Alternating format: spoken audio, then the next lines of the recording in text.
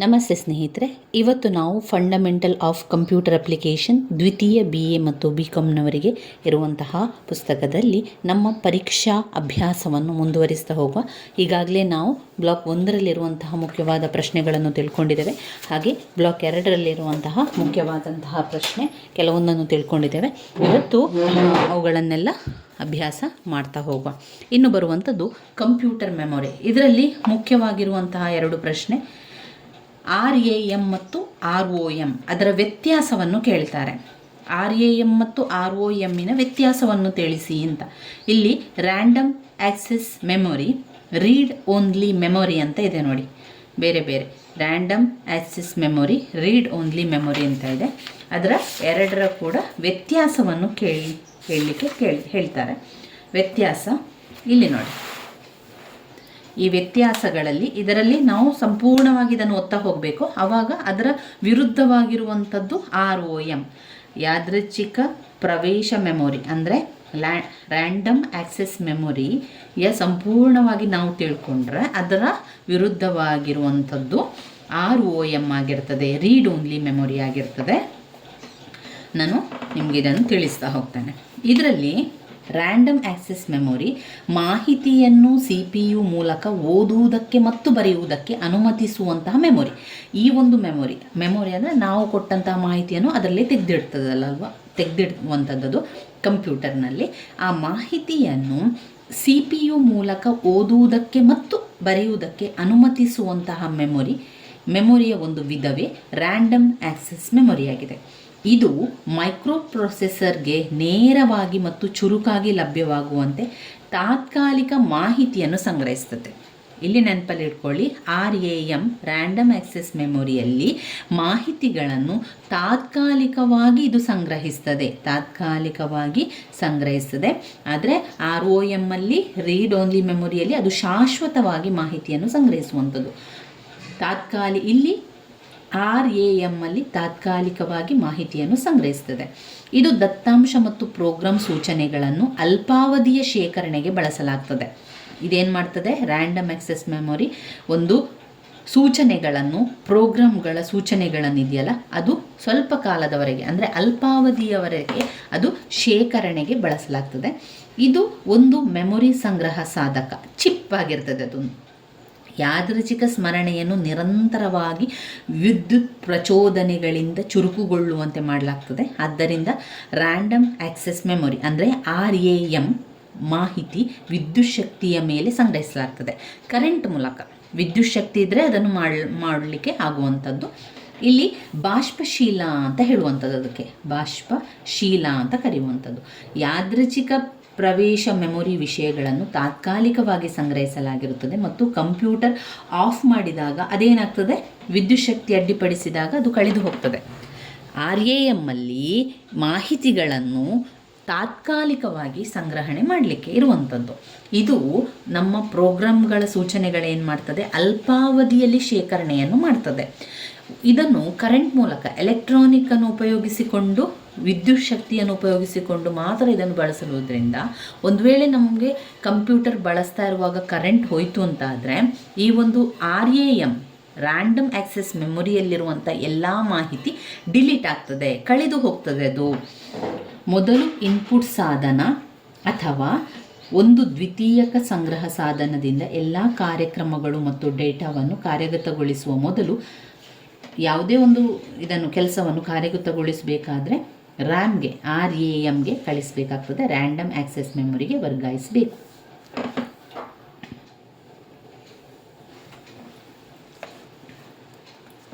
RAMಗೆ ಉತ್ತಮ ಪದವೆಂದರೆ direct access memory ಎಂದು. RAM ಪ್ರತಿ ಮೆಮೊರಿ ಸ್ಥಳವು ಒಂದು ಪೋಸ್ಟ್ ಆಫೀಸ್ ಬಾಕ್ಸ್ನಂತೆ ವಿಳಾಸವನ್ನು ಹೊಂದಿದೆ. ಮೆಮೊರಿ ವಿಳಾಸ ಎಂಬ ಈ ವಿಳಾಸಕ್ಕೆ CPU ನೇರವಾಗಿ ಹೋಗಿ ಡೇಟಾವನ್ನು ಸಂಗ್ರಹಿಸುವ ಮತ್ತು ಹಿಂಪಡೆಯಲು ಸಾಧ್ಯ ಇದೆ. ಇವಿಷ್ಟು ವಿಚಾರಗಳು RAM ಅಲ್ಲಿರುವಂಥದ್ದು, ಅಂದರೆ ರ್ಯಾಂಡಮ್ ಆಕ್ಸೆಸ್ ಮೆಮೊರಿಯಲ್ಲಿ ಇರುವಂಥ ವಿಚಾರ. ಇನ್ನು ನಾವು ತಿಳ್ಕೊಳ್ಬೇಕಾಗಿರುವಂಥದ್ದು ROM ರೀಡ್ ಓನ್ಲಿ ಮೆಮೊರಿ.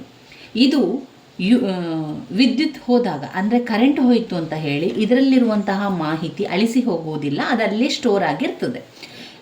ವಿದ್ಯುತ್ ಹೋದಾಗ ROM ಡೇಟಾ ಅಳಿಸಿ ಹೋಗುವುದಿಲ್ಲ. ಅದು ಶಾಶ್ವತವಾದ ಮೆಮೊರಿಯಾಗಿದೆ. ನೀವು ವ್ಯತ್ಯಾಸವನ್ನು ಕೇಳಿದಾಗೆ ಏನು ಬರಿಬೇಕು ಅಂತ ಹೇಳಿದರೆ, ಒಂದು ಕಡೆಯಲ್ಲಿ RAM ರ್ಯಾಂಡಮ್ ಆ್ಯಕ್ಸೆಸ್ ಮೆಮೊರಿ ಅಂತ ಬರೀಬೇಕು, ಮತ್ತೊಂದು ಲೈನ್ ಹಾಕಿ ರೀಡ್ ಓನ್ಲಿ ಮೆಮೊರಿ ROM ಅಂತ ಬರೀರಿ. ಈ ಭಾಗದಲ್ಲಿ ಬರೀರಿ ಇದು ವಿದ್ಯುತ್ ಮೂಲಕ ಇದನ್ನು ವಿದ್ಯುತ್ ಶಕ್ತಿಯ ಮೂಲಕ ಇದನ್ನು ಸಂಗ್ರಹಿಸಲಾಗುತ್ತದೆ ಅಂತ ಬರೆಯಿರಿ. ನಂತರ ಇದು ವಿದ್ಯುತ್ ಶಕ್ತಿಯ ಮೂಲಕ ವಿದ್ಯುತ್ ಮುಖಾಂತರ ಕೂಡ ಇದನ್ನು ಕೂಡ ಆ ರೀತಿಯಾಗಿರುವಂಥದ್ದು. ಇದು RAM ತಾತ್ಕಾಲಿಕವಾದ ಮಾಹಿತಿ, ROM ಶಾಶ್ವತವಾದ ಮಾಹಿತಿ. ಆಮೇಲೆ ವಿದ್ಯುತ್ ಶಕ್ತಿ ಹೋದಾಗ ಇದರಲ್ಲಿ ಅಳಿಸಿ ಹೋಗುವುದಿಲ್ಲ. ROM ಅಲ್ಲಿ ವಿದ್ಯುತ್ ಹೋದಾಗ ಅಳಿಸಿ ಹೋಗುವುದಿಲ್ಲ, ಅದರಲ್ಲಿ ಅಳಿಸಿ ಹೋಗ್ತದೆ. RAM ಅಲ್ಲಿ ಅಳಿಸಿ ಹೋಗ್ತದೆ, ಇದರಲ್ಲಿ ಅಳಿಸಿ ಹೋಗುವುದಿಲ್ಲ. ಇದು ಶಾಶ್ವತವಾದ ಮೆಮೊರಿ. ಕಂಪ್ಯೂಟರ್ ಆರಂಭಿಸಲು ಬೇಕಾದ ಸೂಚನೆಗಳನ್ನು ROM ಚಿಪ್ನಲ್ಲಿ ಸಂಗ್ರಹಿಸಲಾಗಿದೆ. ಈ ಮಾಹಿತಿಯನ್ನು ಓದಬಹುದು ಮತ್ತು ಬಳಕೆದಾರರಿಂದ ಬರೆಯಲು ಸಾಧ್ಯವಿಲ್ಲ.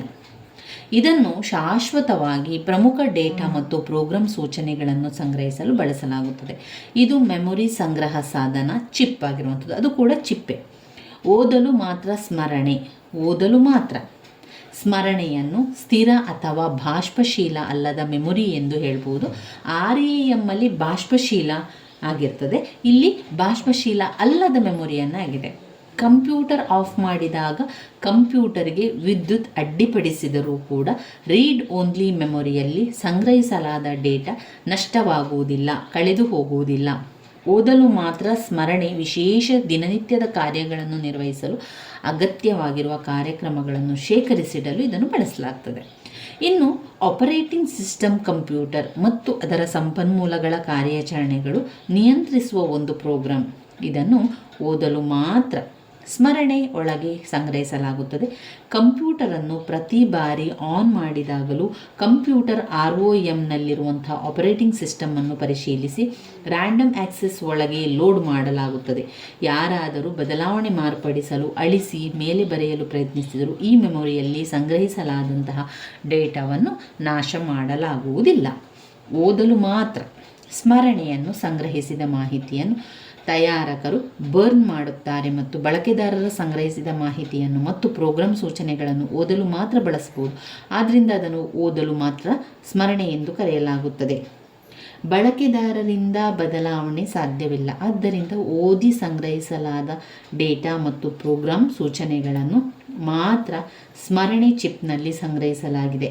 ಆದ್ದರಿಂದ ROM ನವೀಕರಣ ಮಾಡಲು ಕಂಪ್ಯೂಟರ್ಗಳಲ್ಲಿ ಫ್ಲ್ಯಾಶ್ ಮೆಮೊರಿ ಅಥವಾ ಫ್ಲ್ಯಾಶ್ BIOS ಫ್ರಾಮ್ ಮತ್ತು EPROM ಬಳಸುತ್ತೇವೆ.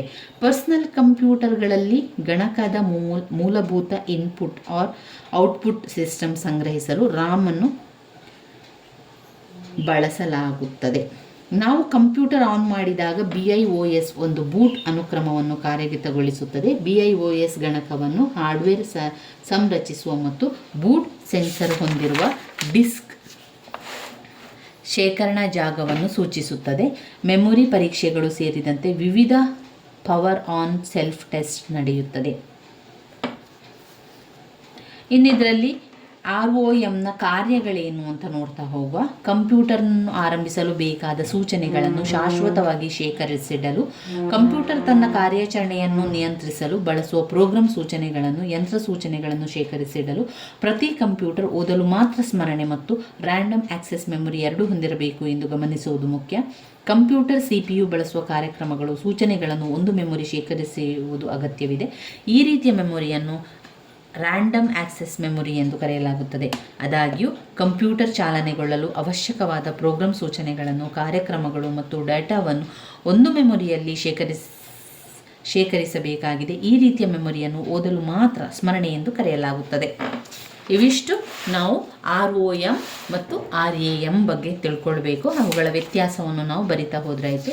ಇದರಲ್ಲಿ ಇನ್ನೊಂದು ನೋಡಿ, ಪುಟ ಸಂಖ್ಯೆ 54ರಲ್ಲಿ ಸೆಕೆಂಡ್ರಿ ಮೆಮೊರಿಯ ಬಗ್ಗೆ ಕೇಳಿದ್ದಾರೆ. 10 ಅಂಕಕ್ಕೆ ಸೆಕೆಂಡ್ರಿ ಮೆಮೊರಿ ಅಂದರೆ ದ್ವಿತೀಯ ಮೆಮೊರಿ. ಅದು ದ್ವಿತೀಯ ಸ್ಮರಣೆಯಲ್ಲಿ ಯಾವುದೆಲ್ಲ ಇದೆ ಎನ್ನುವಂಥದ್ದನ್ನು ನೋಡಿ ಆ ಒಂದು ವಿಚಾರಗಳನ್ನು ನಾವು ವಿವರಿಸ್ತಿದ್ರೆ ಆಯಿತು. ಸೆಕೆಂಡ್ರಿ ಮೆಮೊರಿ ಭವಿಷ್ಯದ ಬಳಕೆಗಾಗಿ ಕಂಪ್ಯೂಟರ್ನಲ್ಲಿರುವ ಡೇಟಾ ಮತ್ತು ಪ್ರೋಗ್ರಾಮಿಂಗ್ ಸೂಚನೆಗಳನ್ನು ಶಾಶ್ವತವಾಗಿ ಸಂಗ್ರಹಿಸುತ್ತದೆ. ಇದನ್ನು ಕಂಪ್ಯೂಟರ್ನಲ್ಲಿ ಇಡಬಹುದು ಅಥವಾ ಬಾಹ್ಯವಾಗಿ ಸಂಪರ್ಕ ಕಲ್ಪಿಸಲು ಸಾಧ್ಯ. ಸೆಕೆಂಡ್ರಿ ಮೆಮೊರಿಯನ್ನು ಸಹ ಶೇಖರಣಾ ಸಾಧನಗಳು ಅಥವಾ ಬಾಹ್ಯ ಶೇಖರಣಾ ಸಾಧನಗಳು ಎಂದು ಕರೆಯಲಾಗುತ್ತದೆ. ಸೆಕೆಂಡ್ರಿ ಮೆಮೊರಿ ಬೃಹತ್ ಸಂಗ್ರಹ ಸಾಮರ್ಥ್ಯವನ್ನು ಹೊಂದಿದೆ ಮತ್ತು ಇದು ಪ್ರಕೃತಿಯಲ್ಲಿ ಶಾಶ್ವತವಾಗಿರುತ್ತದೆ. ಇದನ್ನು ನಿಯಮಿತವಾಗಿ ಅಪ್ಡೇಟ್ ಮಾಡಬಹುದು. ಸೆಕೆಂಡ್ರಿ ಮೆಮೊರಿ ಡೇಟಾವನ್ನು ಕಾರ್ಯಾಚರಣೆಗೆ ಮೊದಲು ಪ್ರಾಥಮಿಕ ಮೆಮೊರಿಗೆ ವರ್ಗಾಯಿಸಲಾಗುತ್ತದೆ. ಅಲ್ಲಿ ತಾತ್ಕಾಲಿಕವಾಗಿ ಸಂಗ್ರಹಿಸಿ ಎಕ್ಸಿಕ್ಯೂಷನ್ ಪ್ರಕ್ರಿಯೆ ಮುಗಿದ ನಂತರ ಸೆಕೆಂಡ್ರಿ ಮೆಮೊರಿಗೆ ವರ್ಗಾಯಿಸಲಾಗುತ್ತದೆ. ಸೆಕೆಂಡ್ರಿ ಮೆಮೊರಿಯ ವಿಧಗಳು: 1. Magnetic tape. 2. Magnetic disk. ಅದರಲ್ಲಿ ಫ್ಲಾಪಿ ಡಿಸ್ಕ್, ಹಾರ್ಡ್ ಡಿಸ್ಕ್ ಬರ್ತದೆ. ಮ್ಯಾಗ್ನೆಟಿಕ್ ಡ್ರಮ್, ಆಮೇಲೆ magnetic inter character reader MICR, ಆಮೇಲೆ CDROM ಪೆನ್ ಡ್ರೈವ್ಗಳು. ಇದನ್ನೆಲ್ಲ ನಾವು ವಿವರಿಸ್ತಾ ಹೋದ್ರಾಯ್ತು. ಈಗ ಪೆನ್ ಡ್ರೈವ್ ಬಗ್ಗೆ ಎಲ್ಲ ನಮಗೆ ಸಾಧಾರಣವಾಗಿ ಗೊತ್ತಿರ್ತದೆ. ಮ್ಯಾಗ್ನೆಟಿಕ್ ಟೇಪ್ ಏನು ಮಾಡ್ತದೆ, ಮ್ಯಾಗ್ನೆಟಿಕ್ ಡಿಸ್ಕಲ್ಲಿ ಫ್ಲಾಪಿ ಡಿಸ್ಕ್ ಬರ್ತದೆ, ಹಾರ್ಡ್ ಡಿಸ್ಕ್ಗಳು ಬರ್ತದೆ. ಮ್ಯಾಗ್ನೆಟಿಕ್ ಡ್ರಮ್ ಅಂದರೆ ಏನು, ಮ್ಯಾಗ್ನೆಟಿಕ್ ಇಂಕ್ ಕ್ಯಾರೆಕ್ಟರ್ ರೀಡರ್ ಯಾವ ರೀತಿ ಬರ್ತದೆ, ಸಿ ಡಿ ಅಂದರೆ ಏನು, CD ನಾವು ಈಗ ಎಲ್ಲ ಒಂದು ಪದ್ಯಗಳಿರ್ಬೋದು, ಸಿನಿಮಾಗಳಿರ್ಬೋದು, ಅದನ್ನೆಲ್ಲ ಹಾಕಿಡುವಂತಹ ಒಂದು ಸಂಗ್ರಹಣೆಯ ಅದು ಸೆಕೆಂಡ್ರಿ ಮೆಮೊರಿ. ಇದೆಲ್ಲ ಕೂಡ ಒಂದು ರೀತಿಯ ಮೆಮೊರಿ, ಸಂಗ್ರಹಣಾ ಸಾಮರ್ಥ್ಯವನ್ನು ಹೊಂದಿರುವಂಥದ್ದು. ಕೆಲವೊಂದಲ್ಲಿ ಸ್ವಲ್ಪ ಜಾಸ್ತಿ ಸಂಗ್ರಹಣಾ ಸಾಮರ್ಥ್ಯ ಇರ್ತದೆ, ಇನ್ನು ಕೆಲವದಲ್ಲಿ ಸ್ವಲ್ಪದಾದ ಸಂಗ್ರಹಣಾ ಸಾಮರ್ಥ್ಯ ಇರ್ತದೆ. ಈ ಸಂಗ್ರಹಿಸಿರುವಂತಹ ಮಾಹಿತಿಗಳನ್ನು ಕೆಲವೊಂದನ್ನು ಎಲ್ಲ ಕಡೆಗೆ ತೆಗೆದುಕೊಂಡು ಹೋಗಲಿಕ್ಕೆ ಸಾಧ್ಯ ಆಗ್ತದೆ, ಇನ್ನು ಕೆಲವೊಂದನ್ನು ಎಲ್ಲ ಕಡೆಗೆ ತೆಗೆದುಕೊಂಡು ಹೋಗಲಿಕ್ಕೆ ಸಾಧ್ಯ ಆಗೋದಿಲ್ಲ. ಇನ್ನು ಈ ಒಂದು ಮೆಮೊರಿಯಲ್ಲಿ ನಮಗೆ ಬೇಕಾದಂಥ ಎಲ್ಲ ವಿಚಾರಗಳನ್ನು ಕೂಡ ಅದರಲ್ಲಿ ಸಂಗ್ರಹಿಸ್ಬೋದು. ಬೃಹತ್ ಸಂಗ್ರಹ ಸಾಮರ್ಥ್ಯ ಕೂಡ ಅದರಲ್ಲಿ ಇರ್ತದೆ. ಶಾಶ್ವತವಾಗಿ ಕೂಡ ಅದನ್ನು ಸಂಗ್ರಹಿಸ್ಬೋದು, ತಾತ್ಕಾಲಿಕವಾಗಿ ಕೂಡ ಅವುಗಳನ್ನು ಸಂಗ್ರಹಿಸ್ಬೋದು. ಆದ್ದರಿಂದ ಸೆಕೆಂಡ್ರಿ ಮೆಮೊರಿ ಯೂನಿಟಲ್ಲಿರುವಂತಹ ಎಲ್ಲ ಪಾಯಿಂಟ್ಸ್ಗಳು, 6 ಪಾಯಿಂಟ್ಸ್ಗಳು ಕೂಡ ಮಾಹಿತಿಗಳನ್ನು ಸಂಗ್ರಹ ಮಾಡಲಿಕ್ಕೆ ಇರುವಂತಹ ಸಾಧನ ಆಗಿದೆ. ಕಂಪ್ಯೂಟರ್ನ ಒಳಗಡೆ ಮಾಹಿತಿಯನ್ನು ಸಂಗ್ರಹಣೆ ಮಾಡುವಂತಹ ಒಂದು ಸಾಧನ. ಯಾವುದೆಲ್ಲ, ಮ್ಯಾಗ್ನೆಟಿಕ್ ಟೇಪ್, ಮ್ಯಾಗ್ನೆಟಿಕ್ ಡಿಸ್ಕ್, ಅದರಲ್ಲಿ ಫ್ಲಾಪಿ ಡಿಸ್ಕ್ ಮತ್ತು ಹಾರ್ಡ್ ಡಿಸ್ಕ್, ಮ್ಯಾಗ್ನೆಟಿಕ್ ಡ್ರಮ್, ಆಮೇಲೆ MICR, magnetic ink character reader, CDROM pen ಡ್ರೈವ್ಗಳು.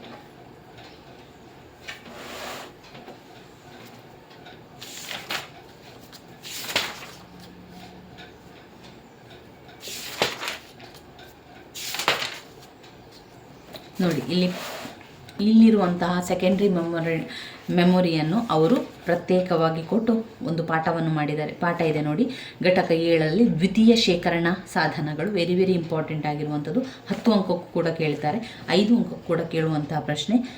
SMU secondary ಶೇಖರಣಾ ಸಾಧನಗಳು. ನೋಡಿ, ಇಲ್ಲಿ 6 ಪಾಯಿಂಟ್ಸ್ಗಳು ಇದೆ. ಹಾಗೆ 6 ಪಾಯಿಂಟ್ಸ್ಗಳು ಕೂಡ ಅಲ್ಲಿ ಎಲ್ಲವನ್ನು ಕೊಟ್ಟಿದ್ದಾರೆ, ಅದರ ಚಿತ್ರದ ಮೂಲಕವೇ ಕೊಟ್ಟಿದ್ದಾರೆ. ಅವ್ರು ಏನು ಮಾಡ್ತಾರೆ ಅಂದರೆ, ಆ ರೀತಿಯ ಪ್ರಶ್ನೆಯನ್ನು ಕೇಳ್ತಾರೆ. ಸೆಕೆಂಡ್ರಿ ಶೇಖರಣಾ ಸಾಧನಗಳನ್ನು ಚಿತ್ರ ಸಹಿತ ವಿವರಿಸಿ. ಆವಾಗ ನಾವು ಮ್ಯಾಗ್ನೆಟಿಕ್ ಟೇಪ್ ಅಂತ ಈ ಚಿತ್ರವನ್ನು ಮಾಡಬೇಕು, ಮ್ಯಾಗ್ನೆಟಿಕ್ ಡ್ರಮ್ ಅಂತ ಈ ರೀತಿ ಒಂದು ಆ ಹೋಲಿಕೆಯಲ್ಲಿ ಒಂದು ಚಿತ್ರ ಇದ್ರೆ ಆಯಿತು. ಮ್ಯಾಗ್ನೆಟಿಕ್ ಡ್ರಮ್, ಆಮೇಲೆ ಹಾರ್ಡ್ ಡಿಸ್ಕ್ ಈ ರೀತಿಯಾಗಿ ಮಾಡಿಕೊಳ್ಳಿ, ಆಮೇಲೆ ಡಿಸ್ಕ್, ಆಮೇಲೆ ಫ್ಲಾಪಿ ಡಿಸ್ಕ್ ಈ ರೀತಿಯಾಗಿ ಮಾಡ್ಕೊಳ್ಳಿ. CD ಅಂತ ಬಂದಾಗ ಒಂದು ರೌಂಡ್ ಆಗಿರುವಂಥದ್ದು CDಯನ್ನು ಮಾಡ್ಕೊಳ್ಳಿ. ಚಿತ್ರ ಸಹಿತ ವಿವರಿಸಲಿಕ್ಕೆ ಕೊಡ್ತಾರೆ, ಆವಾಗ ನಾವು ಬರೆದಾಯಿತು. ನೋಡಿ, ಕಾಂಪ್ಯಾಕ್ಟ್ ಡಿಸ್ಕ್ ಈ ರೀತಿಯಾಗಿ ಬರ್ತದೆ. ಈಗ ನಾವು ಪೆನ್ನಲ್ಲಿಗೆ ಮಾಡುವಾಗ ಈ ರೀತಿಯಾಗಿ ಮಾಡ್ಕೊಳ್ಳಿ, ಪೆನ್ಸಿಲಲ್ಲಿ ಅಥವಾ ಪೆನ್ನಲ್ಲಿ ಮಾಡಿಕೊಂಡ್ರೆ ಆಯಿತು. ಆಮೇಲೆ DVD ರ್ಯಾಮ್ ಯಾವ ರೀತಿ ಈ ರೀತಿಯಾಗಿ CDಯನ್ನು ಮಾಡುವಂಥದ್ದು. ಇದೊಂದು ಪೆನ್ ಡ್ರೈವ್ ಈಗ ನಮ್ಮಲ್ಲೇ ಇರ್ತದಲ್ವ, ಅದೇ ರೀತಿಯಲ್ಲಿ ಒಂದು ಚಿತ್ರವನ್ನು ಮಾಡಿದರೆ ಆಯಿತು. ಇದನ್ನೆಲ್ಲ ಚಿತ್ರ ಸಹಿತ ವಿವರಿಸಲಿಕ್ಕೆ ಹೇಳ್ತಾರೆ. 15 ಅಂಕಕ್ಕೆ ಅಥವಾ 10 ಅಂಕಕ್ಕೆ ಬರುವಂತಹ ಪ್ರಶ್ನೆ. ಆದ್ದರಿಂದ ಎಲ್ಲವನ್ನು ಕೂಡ ಸ್ವಲ್ಪ ಸ್ವಲ್ಪ ನಾವು ಇವತ್ತು ತಿಳಿತಾ ಹೋಗುವ.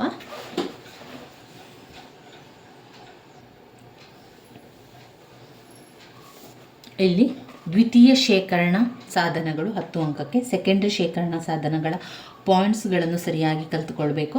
ಮೊದಲಿಗೆ ಪಾಯಿಂಟ್ಸನ್ನು ತಿಳ್ಕೊಳ್ಳುವ. ಮ್ಯಾಗ್ನೆಟಿಕ್ ಟೇಪ್ ಒಂದು ಯಾವುದು, ಮ್ಯಾಗ್ನೆಟಿಕ್ ಟೇಪ್. ಇದೆಲ್ಲ ಕೂಡ ವಿಷಯಗಳನ್ನು ಸಂಗ್ರಹಣೆ ಮಾಡಲಿಕ್ಕಿರುವಂತಹ, ಮಾಹಿತಿಯನ್ನು ಶೇಖರಣೆ ಮಾಡಿರುವಂತಹ ಸಾಧನ. ಅದರಿಂದ ಯಾವುದೊಂದನ್ನು ನೀವು ವಿವರಿಸಬೇಕಾದ್ರೆ ಇದು ಒಂದು ಸೆಕೆಂಡ್ರಿ ಶೇಖರಣಾ ಸಾಧನ. ಇದರಲ್ಲಿ ಮಾಹಿತಿಯನ್ನು ಶೇಖರಣೆ ಮಾಡಲಾಗ್ತದೆ ಅಂತವೇ ಬರೆದು ಆರಂಭ ಮಾಡಬೇಕು ಅದರ ವಿವರಣೆಯನ್ನು ಬರಿಬೇಕಾದ್ರೆ. ಒಂದು ಮ್ಯಾಗ್ನೆಟಿಕ್ ಟೇಪ್, ಮೊದಲನೇದು ಯಾವುದು? Magnetic tape. ನಾನೀಗ ಹೇಳ್ತಾ ಇರುವಾಗಲೇ ನೀವು ಆ ಪಾಯಿಂಟ್ಸನ್ನು ಕಲ್ತುಕೊಂಡ್ರೆ ನಿಮಗೆ ಆ ವಿಡಿಯೋ ನೋಡಿದ ತಕ್ಷಣ ನಿಮಗೆ ಆ ಒಂದು ಪಾಯಿಂಟ್ಸ್ಗಳನ್ನೆಲ್ಲ ವಿಡಿಯೋ ನೋಡ್ತಾ ನೀವು ಪಾಯಿಂಟ್ಸನ್ನು ಸರಿಯಾಗಿ ಕಲ್ತುಕೊಳ್ಬೇಕು. ಈ ಪಾಯಿಂಟ್ಸನ್ನು ಬಾಯ್ಪಾಠ ಮಾಡಿ ಆದರೂ ಕಲ್ತುಕೊಳ್ಬೋದು ನೀವು, ಅಥವಾ ಅರ್ಥ ಮಾಡ್ಕೊಂಡಾದರೂ ಕಲ್ತುಕೊಳ್ಬೋದು. ನೀವು ವಿಡಿಯೋವನ್ನು ನೋಡ್ತಾ ಇರುವಾಗ ನೀವು ಪಾಯಿಂಟ್ಸ್ಗಳನ್ನು ಸರಿಯಾಗಿ ಕಲ್ತ್ರೆ ನಿಮಗೇನಾಗ್ತದೆ, ಮತ್ತೊಮ್ಮೆ ಓದಬೇಕಾದ್ರೆ ಆ ಪಾಯಿಂಟ್ಸ್ಗಳೆಲ್ಲ ನೆನಪಿಗೆ ಬರ್ತದೆ. ಹಾಗೆ ನೀವು ವಿಡಿಯೋ ನೋಡಿದಕ್ಕೂ ಕೂಡ ನಿಮಗೆ ಸಾರ್ಥಕ ಆಗ್ತದೆ, ನಿಮ್ಮ ಪಾಯಿಂಟ್ಸ್ಗಳು ನೆನಪಿಗೆ ಬರ್ತದೆ. ಆ ಸೆಕೆಂಡ್ರಿ ಶೇಖರಣಾ ಸಾಧನಗಳನ್ನು ಹಲವು ಬಾರಿ ಪ್ರಶ್ನೆ ಪತ್ರಿಕೆಯಲ್ಲಿ ಕೇಳಿದ್ದಾರೆ, ಅದರಿಂದ ಇದನ್ನು ಸ್ಕಿಪ್ ಮಾಡಬೇಡಿ. ಒಂದು ಮ್ಯಾಗ್ನೆಟಿಕ್ ಟೇಪ್ ನೀವು ಪಾಯಿಂಟ್ಸ್ ಬುಕ್ಕಲ್ಲಿ ಬರ್ಕೊಳ್ಳಿ. ಇಲ್ಲ ಅಂತಾದರೆ ನಿಮಗೆ ಟೆಕ್ಸ್ಟ್ ಬುಕ್ ಸಿಕ್ಕಿದೆ ಅಂತಾದರೆ ಟೆಕ್ಸ್ಟ್ ಬುಕ್ಕಲ್ಲಿ ಗುರುತನ್ನು ಹಾಕ್ಕೊಳ್ಳಿ. ಈ ರೀತಿಯ ಗುರುತನ್ನು ಹಾಕ್ಕೊಳ್ಳಿ. ನಾನು ಇದೇ ರೀತಿಯಲ್ಲಿ ಗುರುತನ್ನು ಹಾಕ್ಕೊಂಡು ಓದ್ತಿದ್ದೆ. ನೀವು ಪಾಯಿಂಟ್ಸ್ ಬುಕ್ಕಲ್ಲಿ ಕೂಡ ಅದನ್ನು ಬರೆದು ಓದ್ಕೊಳ್ಬೋದು. ಮೊದಲನೇದು ಮ್ಯಾಗ್ನೆಟಿಕ್ ಟೇಪ್. 2 magnetic drum. 2 ಯಾವುದು? Magnetic drum. 3ನೇದು ಮ್ಯಾಗ್ನೆಟಿಕ್ ಡಿಸ್ಕ್ ಅಂತ ಬರ್ತದೆ. ಅದರಲ್ಲಿ 2 ಸಬ್ ಪಾಯಿಂಟ್ಸ್ ಇದೆ, ಒಂದು ಹಾರ್ಡ್ ಡಿಸ್ಕ್ ಮತ್ತೊಂದು ಫ್ಲಾಫಿ ಡಿಸ್ಕ್. ಮ್ಯಾಗ್ನೆಟಿಕ್ ಡಿಸ್ಕ್ 3ನೇ ಪಾಯಿಂಟ್, ಅದರಲ್ಲಿ ಹಾರ್ಡ್ ಡಿಸ್ಕ್ ಮತ್ತು ಫ್ಲಾಫಿ ಡಿಸ್ಕ್. 4ನೇದು CD, 5ನೇದು DVD. 4 CD, 5 DVD ಮತ್ತು 6ನೇದು ಪೆನ್ ಡ್ರೈವ್. ಇವಿಷ್ಟು ವಿಚಾರಗಳು ಸೆಕೆಂಡ್ರಿ ಶೇಖರಣಾ ಸಾಧನಗಳು. 1 magnetic tape, 2 magnetic drum, 3 magnetic disk, ಅದರಲ್ಲಿ ಹಾರ್ಡ್ ಡಿಸ್ಕ್ ಮತ್ತು floppy disk, CD, DVD, pen drive. CD, DVD, pen drive ಈ ರೀತಿಯಾಗಿರುವಂಥದ್ದು. ಸೆಕೆಂಡ್ರಿ ಮೆಮೊರಿಯಲ್ಲಿ ಶಾಶ್ವತವಾಗಿ ದತ್ತಾಂಶ ಮತ್ತು ಮಾಹಿತಿಗಳನ್ನು ಸಂಗ್ರಹಿಸಬಹುದು. ಇದು ಕಂಪ್ಯೂಟರ್ ಮೆಮೊರಿಯ ಒಂದು ವಿಧ. ನಾವು ಮ್ಯಾಗ್ನೆಟಿಕ್ ಟೇಪ್, ಕಾಂತೀಯ drum, hard disk, floppy disk, CD, DVD, pen drive ಈ ಮಾಧ್ಯಮಿಕ ಸಾಧನಗಳ ಮೂಲಕ ನಾವು ಮಾಹಿತಿಯನ್ನು ಸಂಗ್ರಹಣೆ ಮಾಡ್ತೇವೆ. ಶೇಖರಣಾ ಸಾಧನಗಳ ಬಗ್ಗೆ ಅಧ್ಯಯನ ಮತ್ತು ಅನುಕೂಲ ಒಳ್ಳೆಯದು. ಯಾಕಂದರೆ ಅದರ ಬಗ್ಗೆ ನಮಗೆ ಗೊತ್ತಾದರೆ ನಮಗೆ ಕಂಪ್ಯೂಟರ್ನಲ್ಲಿ ಯಾವ ರೀತಿ ಶೇಖರಣೆ ಮಾಡಲಿಕ್ಕೆ ಆಗ್ತದೆ, ನಮ್ಮ ಒಂದು ಮಾಹಿತಿಯನ್ನು ಯಾವ ರೀತಿ ಶಾಶ್ವತವಾಗಿ ಅದರಲ್ಲಿ ಇಟ್ಕೊಳ್ಬೋದು ಎನ್ನುವಂಥ ತಿಳ್ಕೊಳ್ಳಿ ಕೂಡ ತುಂಬಾ ಸಹಕಾರಿ ಆಗ್ತದೆ. ಮೊದಲನೇದಾಗಿ ಮ್ಯಾಗ್ನೆಟಿಕ್ ಟೇಪ್ನ ಬಗ್ಗೆ ತಿಳ್ಕೊಳ್ಳೋಣ. ಮ್ಯಾಗ್ನೆಟಿಕ್ ಟೇಪ್ ಏನು ಹೇಳಿದ್ದಾರೆ ಮತ್ತು ಅದರ ಪ್ರಯೋಜನಗಳೇನಿದೆ, ಅದರ ಅನಾನುಕೂಲತೆಗಳೇನಿದೆ ಎಲ್ಲವನ್ನು ಕೂಡ ತಿಳಿತಾ ಹೋಗುವ. ಮ್ಯಾಗ್ನೆಟಿಕ್ ಟೇಪ್ಗಳು ಸೆಕೆಂಡ್ರಿ ಸ್ಟೋರೇಜ್ ಸಾಧನ. ಈ ಸಾಧನವನ್ನು ಮರಳಿ ಡೇಟಾ ತೆಗೆದುಕೊಳ್ಳಲಿಕ್ಕೆ ಬಳಸಲಾಗ್ತದೆ. ಈ ಟೇಪ್ ಕೆಲವು ಕ್ಷೇತ್ರಗಳನ್ನು ಹೊಂದಿದ್ದು ಮತ್ತು ಮ್ಯಾಗ್ನೆಟಿಕ್ ಟೇಪ್ಗಳಲ್ಲಿ ಅನುಕ್ರಮದ ರೂಪಗಳಲ್ಲಿ ಡೇಟಾಗಳನ್ನು ಬಳಸಲಾಗ್ತದೆ. ಇದು ರಿಬ್ಬನ್ ಹೊಂದಿರುವಂಥದ್ದು. ಟೇಪ್ನ ಒಂದೇ ಬದಿಯಲ್ಲಿ ಏನು ಮಾಡಲಾಗಿದೆ, ಲೇಪನ ಮಾಡಲಾಗಿದ್ದು ಇದರ ದಶಮಾಂಶ ಓದುವ ತಲೆ ಹೊಂದಿದೆ. ಇದು ರೆಕಾರ್ಡ್ ಆಗಿರುವ ಡೇಟಾವನ್ನು ಓದುತ್ತದೆ. ನಾವು ಡಿಸ್ಕ್ ಮಾಹಿತಿಯನ್ನು ಓದುವ ಸಂದರ್ಭದಲ್ಲಿ ಹಿಂದಿನ ಮಾಹಿತಿಯನ್ನು ಓದಲಿಕ್ಕೆ ಟೇಪನ್ನು ಹಿಂದಕ್ಕೆ ಓಡಿಸ್ಬೋದು ಮತ್ತು ಟೇಪ್ ಅಳವಡಿಸಲು ಕೆಲವು ಟೇಪ್ ಡ್ರೈವ್ಗಳು ಅಗತ್ಯವಿದೆ. ಇದರಲ್ಲಿ ಏನೂ ಇಲ್ಲ. ಇದರಲ್ಲಿ ನೀವು ಅರ್ಥ ಮಾಡ್ಕೊಳ್ಬೇಕಾಗಿರುವಂಥದ್ದು ಅದೊಂದು ಟೇಪ್. ಈಗ ನೀವು ಮೊದಲೆಲ್ಲ ನೋಡಿರ್ಬೋದು, ಆ ಒಂದು ಟೇಪನ್ನು ರೀಲ್ ಥರ ಸುತ್ತಿ ಇಡುವಂಥದ್ದು. ಅದರಲ್ಲಿ ಏನಾಗ್ತದೆ ಅಂತ ಹೇಳಿದ್ರೆ ಮಾಹಿತಿಯನ್ನು ಸಂಗ್ರಹಣೆ ಮಾಡಿ ಮುಂದೆ ಹೋಗ್ತದೆ ನೋಡಿ ಆ ರೀಲ್. ಅಲ್ಲಿ ಹಿಂದೆ ಬರಬೇಕು ಅಂತಾದರೆ ಆ ಒಂದು ರೀಲನ್ನು ಹಿಂದೆ ತರುವಂಥದ್ದು, ಫಾರ್ವರ್ಡ್ ಮಾಡುವಂಥದ್ದು ಮತ್ತು ಬ್ಯಾಕ್ವರ್ಡ್ ಮಾಡುವಂಥದ್ದೆಲ್ಲ ಇರುವಂಥದ್ದು ನೋಡಿರ್ಬೋದು. ಅದೊಂದು ಟೇಪ್, ಮ್ಯಾಗ್ನೆಟಿಕ್ ಟೇಪ್ ಆಗಿರುವಂಥದ್ದು. ಇದರ ಮ್ಯಾಗ್ನೆಟಿಕ್ ಟೇಪ್ನ ಪ್ರಯೋಜನ ಏನು ಅಂತ ಬಂದಾಗ ಅದರಲ್ಲಿ ಇದರ ಪ್ರಯೋಜನ ಇದು ಏನು ಮಾಡ್ತದೆ ಅಂದರೆ ಬ್ಯಾಕಪ್ ಸಂಗ್ರಹ ಒದಗಿಸ್ತದೆ. ನಮಗೆ ತುಂಬ ಸಂಗ್ರಹಣೆ ಮಾಡಲಿಕ್ಕೆ ಇದು ಸಹಾಯ ಮಾಡ್ತದೆ. ಪುನರ್ಬಳಕೆಯ ಡೇಟಾ ಶೇಖರಿಸಿಡಲು ಸುಲಭ, ಮತ್ತೆ ಬಳಸಲಿಕ್ಕೆ ಇದು ಅಗ್ಗವಾಗಿ ಸಿಗ್ತದೆ. ಟೇಪ್ಗಳು ಅಗ್ಗವಾಗಿ ಸಿಗ್ತದೆ. ಆಮೇಲೆ ಡಿಸ್ಕ್ ಕಡತಗಳನ್ನು ನಕಲು ಮಾಡಲು ದೊಡ್ಡ ಫೈಲ್ಗಳಿಗೆ ಅದನ್ನು ಬಳಸ್ಬೋದು, ಇದರ ಅನಾನುಕೂಲತೆಗಳೇನು ಅಂತ ಹೇಳಿದರೆ ಮಾಹಿತಿಗಳ ಕ್ರಮಾನುಗತ ಪ್ರವೇಶ ಮಾತ್ರ ಸಾಧ್ಯ. ಸಂಗ್ರಹಿಸಲಾದ ಡೇಟಾ ಸುಲಭವಾಗಿ ಅಪ್ಡೇಟ್ ಮಾಡಲು ಸಾಧ್ಯವಿಲ್ಲ. ಅವರು ಸೂಕ್ತ ಪರಿಸರವನ್ನು ಸಂಗ್ರಹಿಸಬೇಕು. ದುರ್ಬಲ ಆರ್ದ್ರತೆ ಮತ್ತು ಧೂಳು, ಇದರಲ್ಲಿ ಧೂಳೆಲ್ಲ ಕೂತ್ಕೊಳ್ತದೆ. ಆಮೇಲೆ ಅದೆಲ್ಲ ವಿಷಯಗಳೆಲ್ಲ ಹಾಳಾಗ್ತದೆ. ಆ ಟೇಪ್ ಹಾಳಾದರೆ ನಮ್ಮ ಎಲ್ಲ ಮಾಹಿತಿಗಳು ಕಳೆದು ಹೋಗ್ತದೆ. ಅದು ಒಂದು ಸ್ವಲ್ಪ ದುರ್ಬಲ ಆಗಿರುವಂಥದ್ದು ಮ್ಯಾಗ್ನೆಟಿಕ್ ಟೇಪ್. ಇನ್ನು ಮ್ಯಾಗ್ನೆಟಿಕ್ ಡ್ರಮ್ಮಿನ ಚಿತ್ರ ಅಂತ ಬಂದಾಗ ನೀವು ಒಂದು ಉದ್ದ ಪೈಪಿನ ರೀತಿಯಲ್ಲಿ ಮಾಡಿಕೊಂಡು ಮೇಲೆ ಒಂದು ಈ ರೀತಿಯ ಲೈನನ್ನು ಹಾಕಿ ಕೆಳಗೆಲ್ಲ ಸಪುರವಾದ ತಂತಿಗಳ ಚಿತ್ರವನ್ನು ಮಾಡಬೇಕು. ಚಿತ್ರ ಸಹಿತ ವಿವರಿಸಿ ಅಂತ ಕೊಡ್ತಾರೆ, ಆವಾಗ ನಾವು ಬರಿಬೇಕು. ಚಿತ್ರ ಸಹಿತ ವಿವರಿಸಿ ಅಂತ ಕೊಡದಿದ್ರೂ ಕೂಡ ನಾವು ಮಾಡುವಾಗ ಒಂದು ಸಣ್ಣಕ್ಕೆ ಚಿತ್ರ ಮಾಡಿದರೆ ನಿಮಗೆ ಒಳ್ಳೆಯ ಅಂಕಗಳು ಸಿಗ್ತದೆ. ಮ್ಯಾಗ್ನೆಟಿಕ್ ಡ್ರಮ್ ಒಂದು ದ್ವಿತೀಯ ಶೇಖರಣಾ ಸಾಧನ. ಇದು ನೇರವಾಗಿ ಪ್ರವೇಶಿಸುವ ಅಥವಾ ಯಾದೃಚ್ಛಿಕ ಪ್ರವೇಶ ಶೇಖರಣಾ ಸಾಧನ ಆಗಿದೆ. ಇದು ಅಯಸ್ಕಾಂತೀಯ ಡ್ರಮ್, ಇದೊಂದು ಅಯಸ್ಕಾಂತೀಯ ಡ್ರಮ್ ಆಗಿದೆ. ಇಲ್ಲಿ ಕೂಡ ಮಾಹಿತಿಯನ್ನೇ ಸಂಗ್ರಹ ಮಾಡುವಂಥದ್ದು, ಸಿಲಿಂಡರ್ ರೀತಿಯಲ್ಲಿರ್ತದೆ. ಇದು ದತ್ತಾಂಶ ಮತ್ತು ಕಾರ್ಯಕ್ರಮಗಳನ್ನು ಇದರಲ್ಲಿ ದತ್ತಾಂಶ ಮತ್ತು ಕಾರ್ಯಕ್ರಮಗಳನ್ನು ಶೇಖರಿಸಿಡಬಹುದು. ಮ್ಯಾಗ್ನೆಟಿಕ್ ಡ್ರಮ್ ಒಮ್ಮೆ ಪ್ರಾಥಮಿಕ ಶೇಖರಣಾ ಸಾಧನವನ್ನಾಗಿ ಬಳಸಲಾಗುತ್ತಿತ್ತು, ಆದರೆ ಈಗ ಏನಾಗಿದೆ, ಸಹಾಯಕ ಶೇಖರಣಾ ಸಾಧನವಾಗಿ ಅದನ್ನು ಬಳಸ್ತಾರೆ. ಅಯಸ್ಕಾಂತೀಯ ಡ್ರಮ್ ಸುತ್ತ ಟ್ರ್ಯಾಪ್ಗಳಿಂದ ವೃತ್ತಾಕಾರದ ಬ್ಯಾಂಡ್ ರೂಪಿಸಲಾಗ್ತದೆ. ಒಂದು ಡ್ರಮ್ 200 ಟ್ರ್ಯಾಕ್ ಅನ್ನು ಹೊಂದಿರ್ತದೆ.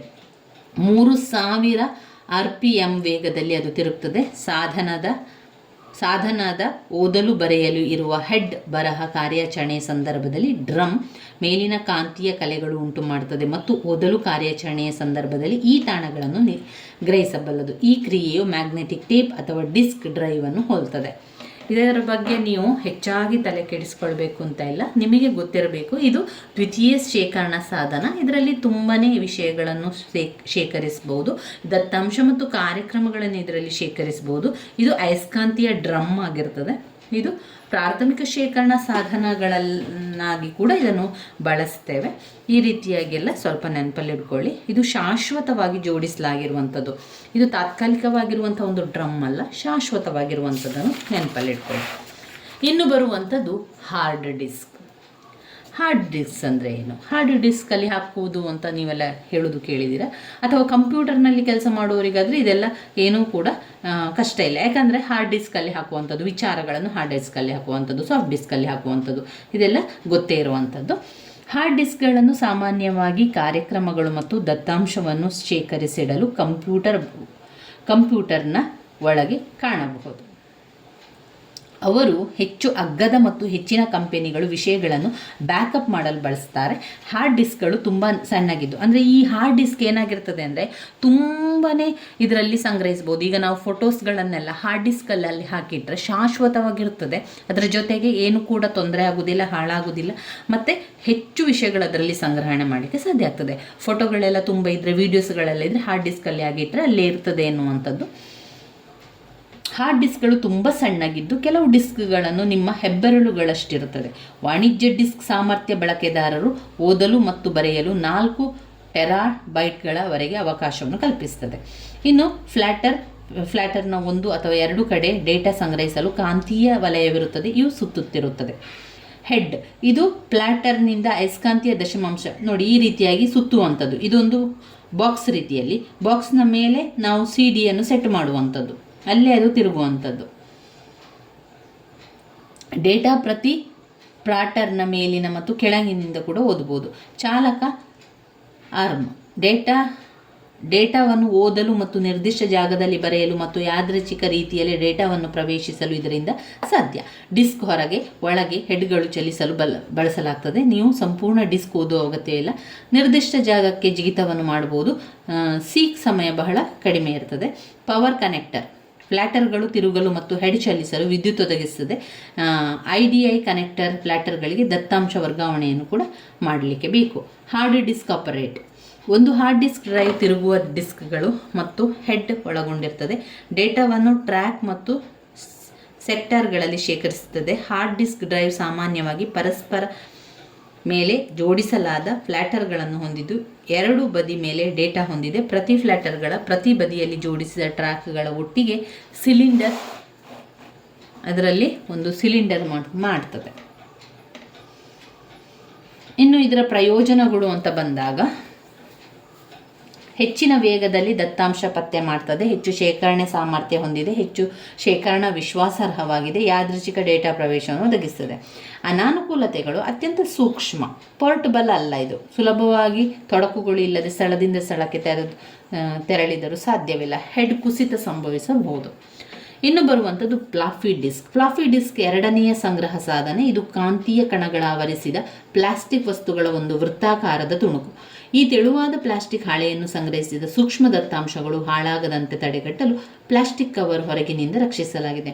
ಸಾಮಾನ್ಯವಾಗಿ ಬಳಸಲಾಗುವಂಥ ಫ್ಲಾಫಿ ಡಿಸ್ಕ್ಗಳು 3.5 ವ್ಯಾಸವಾಗಿರ್ತದೆ. ಫ್ಲಾಫಿಗಳು ದತ್ತಾಂಶವನ್ನು ಶೇಖರಿಸಿಡಲು ಮತ್ತು ಮತ್ತೊಂದು ಕಂಪ್ಯೂಟರ್ಗೆ ಅವುಗಳನ್ನು ವರ್ಗಾಯಿಸಲು ಬಳಸಲಾಗ್ತದೆ. ಅವುಗಳ ಗಾತ್ರದಿಂದಾಗಿ ಮತ್ತು ಒಯ್ಯಬಲ್ಲದಾದ್ದರಿಂದ ಕಚೇರಿಗಳಲ್ಲಿ ಮತ್ತು ಮನೆಗಳಲ್ಲಿ ಅತ್ಯಂತ ಜನಪ್ರಿಯ ಸಂಗ್ರಹ ಮಾಧ್ಯಮವಾಗಿದೆ. ಫ್ಲಾಫಿಗಳ ಒಳಗೆ ದತ್ತಾಂಶ ಟ್ರ್ಯಾಕ್ಟರ್ ಮತ್ತು ವಿಭಾಗಗಳಲ್ಲಿ ಸಂಗ್ರಹಿಸಲಾಗಿದೆ. ಇದರ ಪ್ರಯೋಜನ ಏನು ಅಂತ ನೋಡಿದರೆ, ಕಂಪ್ಯೂಟರ್ನಿಂದ ಮತ್ತೊಂದು ಪ್ರತಿಯನ್ನು ಕಡತ ಮಾಡಿಕೊಳ್ಳಲು ಅವಕಾಶ ಇದೆ. ಇದು ಫ್ಲಾಫಿ ಡಿಸ್ಕ್ ನೋಡಿ, ಒಂದು ಟೇಬಲ್ ಥರ ಇದೆ, ಅದರ ಮೇಲೆ ಒಂದು CD ಥರ ಇದೆ ನೋಡಿ. ಇದು ಸಂಪೂರ್ಣ ಒಂದು ಬಾಕ್ಸ್, ಸ್ಕ್ವೇರ್ ಟೈಪ್ ಬಾಕ್ಸ್, ಮತ್ತೊಂದು ದೊಡ್ಡದಾದ ರೀತಿ.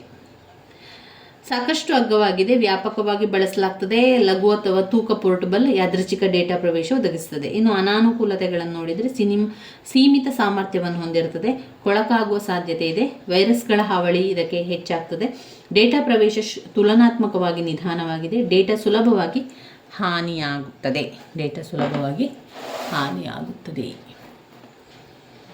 ಇನ್ನು CD ಅಂತ ಬಂದಾಗ ನಮಗೆಲ್ಲರಿಗೂ ಗೊತ್ತಿದೆ, CD ಯಲ್ಲಿ ಹಾಕುವಂಥದ್ದು. ನಾವು ಕಾಲೇಜ್ ಡೇಸ್ಗಳಲ್ಲಿ, ಸ್ಕೂಲ್ ಡೇಸ್ಗಳಲ್ಲಿ ಎಲ್ಲ CD ಯಲ್ಲಿ ಹಾಕಿಡುವಂಥದ್ದೆಲ್ಲ ಮಾಡ್ತಾಯಿದ್ದೆವು. ಪದ್ಯವನ್ನೆಲ್ಲ ಈ ರೀತಿಯಾಗಿ ಮಾಡುವಂಥದ್ದು, ಎಲ್ಲ ವಿಚಾರಗಳನ್ನು ಅದಕ್ಕೆ ಹಾಕುವಂಥದ್ದು. ಅಂದರೆ ಕಡಿಮೆ ಜಾಗ ಸಾಕೋದಕ್ಕೆ, ಶೇಖರಣೆ ಮಾಡಲಿಕ್ಕೆ ಅದೊಂದು ವಿಶ್ವಾಸಾರ್ಹವಾಗಿದೆ. ಬಾಳಿಕೆ ಕೂಡ ಬರ್ತಾ ಇತ್ತು, ವ್ಯಾಪಕವಾಗಿ ಬಳಸಲಾಗ್ತಾ ಇತ್ತು, ಕಡಿಮೆ ಜಾಗದಲ್ಲಿ ಕೂಡ ಹೆಚ್ಚು ಶೇಖರಣೆ ಆಗ್ತಾ ಇತ್ತದು. ಅದರಿಂದ ಮೊದಲೆಲ್ಲ ಅದನ್ನು ಬಳಸ್ತಾ ಇದ್ರು. ಈಗೆಲ್ಲ ಪೆನ್ ಡ್ರೈವ್ ಇರೋದರಿಂದ ಎಲ್ಲ ಪೆನ್ ಡ್ರೈವ್ಗೆ ಹಾಕಿರ್ತೇವಲ್ವ. CDಗಳು ಎಂದರೆ ಕಾಂಪ್ಯಾಕ್ಟ್ ಡಿಸ್ಕ್, ಅತ್ಯಂತ ಜನಪ್ರಿಯವಾದ ಆಕರ್ಷಕ ಶೇಖರಣಾ ಸಾಧನ CD. ಬರಹದ ಅನುಮತಿ ಇಲ್ಲದಿದ್ದರೆ ಇದನ್ನು ಬರೀ ಓದಲು ಉಪಯೋಗಿಸಬಹುದು. CD ವ್ಯಾಸ 10 ಸೆಂನಿಂದ 30 ಸೆಂವರೆಗೆ, ವಿಶಿಷ್ಟ CD 13 ಸೆಂ ವ್ಯಾಸ ಆಗಿರ್ತದೆ. ಒಂದು CD ಮೇಲೆ 750 MB ಡೇಟಾ, 600 MB ಸಂಗ್ರಹಿಸಬಹುದು. CD ಓದಲು ಲೇಸರ್ ಸಾಮಾನ್ಯವಾಗಿ ಉಪಯೋಗಿಸಲಾಗುತ್ತದೆ. ಡೇಟಾ CD RAM ಒಳಗೆ ಸಂಗ್ರಹಿಸಲಾಗುತ್ತದೆ, ಅದರಿಂದ ಅಳಿಸಿ ಹಾಕಲು ಸಾಧ್ಯ ಇಲ್ಲ.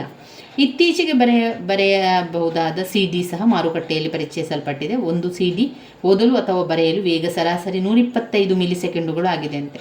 ಪಠ್ಯ, ಚಿತ್ರ, ಧ್ವನಿ, ವಿಡಿಯೋ ತುಣುಕುಗಳನ್ನು, ಅನಿಮೇಟೆಡ್ ಚಲನಚಿತ್ರಗಳನ್ನು ಹಾಗೂ ಅವುಗಳ ಸಂಯೋಜನೆಗಳನ್ನು ಡೇಟಾ ರೂಪದಲ್ಲಿ ಶೇಖರಿಸಿಡಬಹುದು.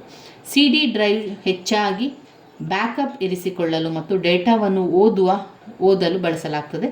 ಈಗಿನ ದಿನಗಳಲ್ಲಿ ಶ್ರವ್ಯ CD ಮನೆಯಲ್ಲಿ ಸಂಗೀತ ಆಲ್ಬಮ್ ಕೇಳುವ ಸಲುವಾಗಿ ಬಳಸಲಾಗ್ತದೆ. ಮತ್ತು ವಿಡಿಯೋ CDಗಳು ಚಲನಚಿತ್ರಗಳನ್ನು ವೀಕ್ಷಿಸಲಿಕ್ಕೆ ಕೂಡ ಬಳಸಲಾಗ್ತದೆ. ಕಾಂಪ್ಯಾಕ್ಟ್ ಡಿಸ್ಕ್ ವಿಧಗಳು ಲಭ್ಯವಿದೆ. CDR, CD-RW, ಫೋಟೋ CD ಈ ರೀತಿಯಾಗಿ. CDR ನೀವು ಈಗಾಗಲೇ CD-ROM ಡ್ರೈವಿನಿಂದ ಓದಬಹುದು. ನಿಮ್ಮ ಸ್ವಂತ CD ಡಿಸ್ಕ್ಗಳನ್ನು ರಚಿಸಲು ಅನುಮತಿಸುತ್ತದೆ. CDಗೆ ಮಾಹಿತಿ ಬರೆದ ನಂತರ ಅದನ್ನು ಬದಲಾಯಿಸಲು ಸಾಧ್ಯ ಇಲ್ಲ. CD-ROM ಬಳಸಿ ಬಳಕೆದಾರರ CDಗಳ ಮೇಲೆ ದತ್ತಾಂಶ ಬರೆಯಲು ಮತ್ತು ಬದಲಿಸಲು ಸಾಧ್ಯವಿದೆ. ಒಂದು CD-ROM ದತ್ತಾಂಶ ಫ್ಲಾಫಿ ಡಿಸ್ಕ್ ರೀತಿಯಲ್ಲಿ ಪರಿಷ್ಕೃತ ಸಾಧ್ಯವಿದೆ. ಫೋಟೋ CD ಡಿಜಿಟಲ್ ಛಾಯಾಗ್ರಹಣದ ಚಿತ್ರಗಳನ್ನು ಸಂಗ್ರಹಿಸಲು ಕೋಡ್ಯಾಕ್ ಅಭಿವೃದ್ಧಿಪಡಿಸಿದೆ. ಇನ್ನು CDಯ ಪ್ರಯೋಜನಗಳೇನು ಅಂತ ನೋಡ್ತಾ ಹೋಗುವ. CDಯ ಪ್ರಯೋಜನಗಳು ಅಂತ ಬಂದರೆ, ವ್ಯಾಪಕವಾಗಿ ಬಳಸಲಾಗ್ತದೆ, ಕಡಿಮೆ ಜಾಗದಲ್ಲಿ ಹೆಚ್ಚು ದತ್ತಾಂಶ ಶೇಖರಣೆ ಆಗ್ತದೆ, ಶೇಖರಣಾ ಅತ್ಯಂತ ವಿಶ್ವಾಸಾರ್ಹವಾಗಿದೆ, ಬಾಳಿಕೆ ಬರುತ್ತದೆ, ಯಾದೃಚ್ಛಿಕ ಡೇಟಾ ಪ್ರವೇಶ ಒದಗಿಸ್ತದೆ, ಇದು ಕಾಂತಕ್ಷೇತ್ರದಿಂದ ಸಂಪೂರ್ಣವಾಗಿ ಬಾಧಿತವಾಗಿಲ್ಲ. ಇನ್ನು ಅನಾನುಕೂಲತೆಗಳು ಅಂತ ಬಂದಾಗ ಒಂದು ಡ್ರೈವ್ ನಿಧಾನವಾಗಿ ಡೇಟಾ ಪ್ರವೇಶವನ್ನು ಅನುಮತಿಸುತ್ತದೆ. ಆಪ್ಟಿಕಲ್ ಡಿಸ್ಕ್ ಮೇಲೆ ನಕಲಿಸಲು ಸುಲಭ ಅಲ್ಲ. ಆಪ್ಟಿಕಲ್ ಡಿಸ್ಕ್ ತಂತ್ರಜ್ಞಾನ ದುಬಾರಿಯಾಗಿದೆ. ಇದು ನೋಡಿ, ಈ ರೀತಿಯಾಗಿ CD ಮಾಡಬೇಕು ನಾವು. ಇದರಲ್ಲಿ ಇನ್ನೊಂದು ಪುಟಾಣಿ ರೌಂಡ್ ಬೇಕು.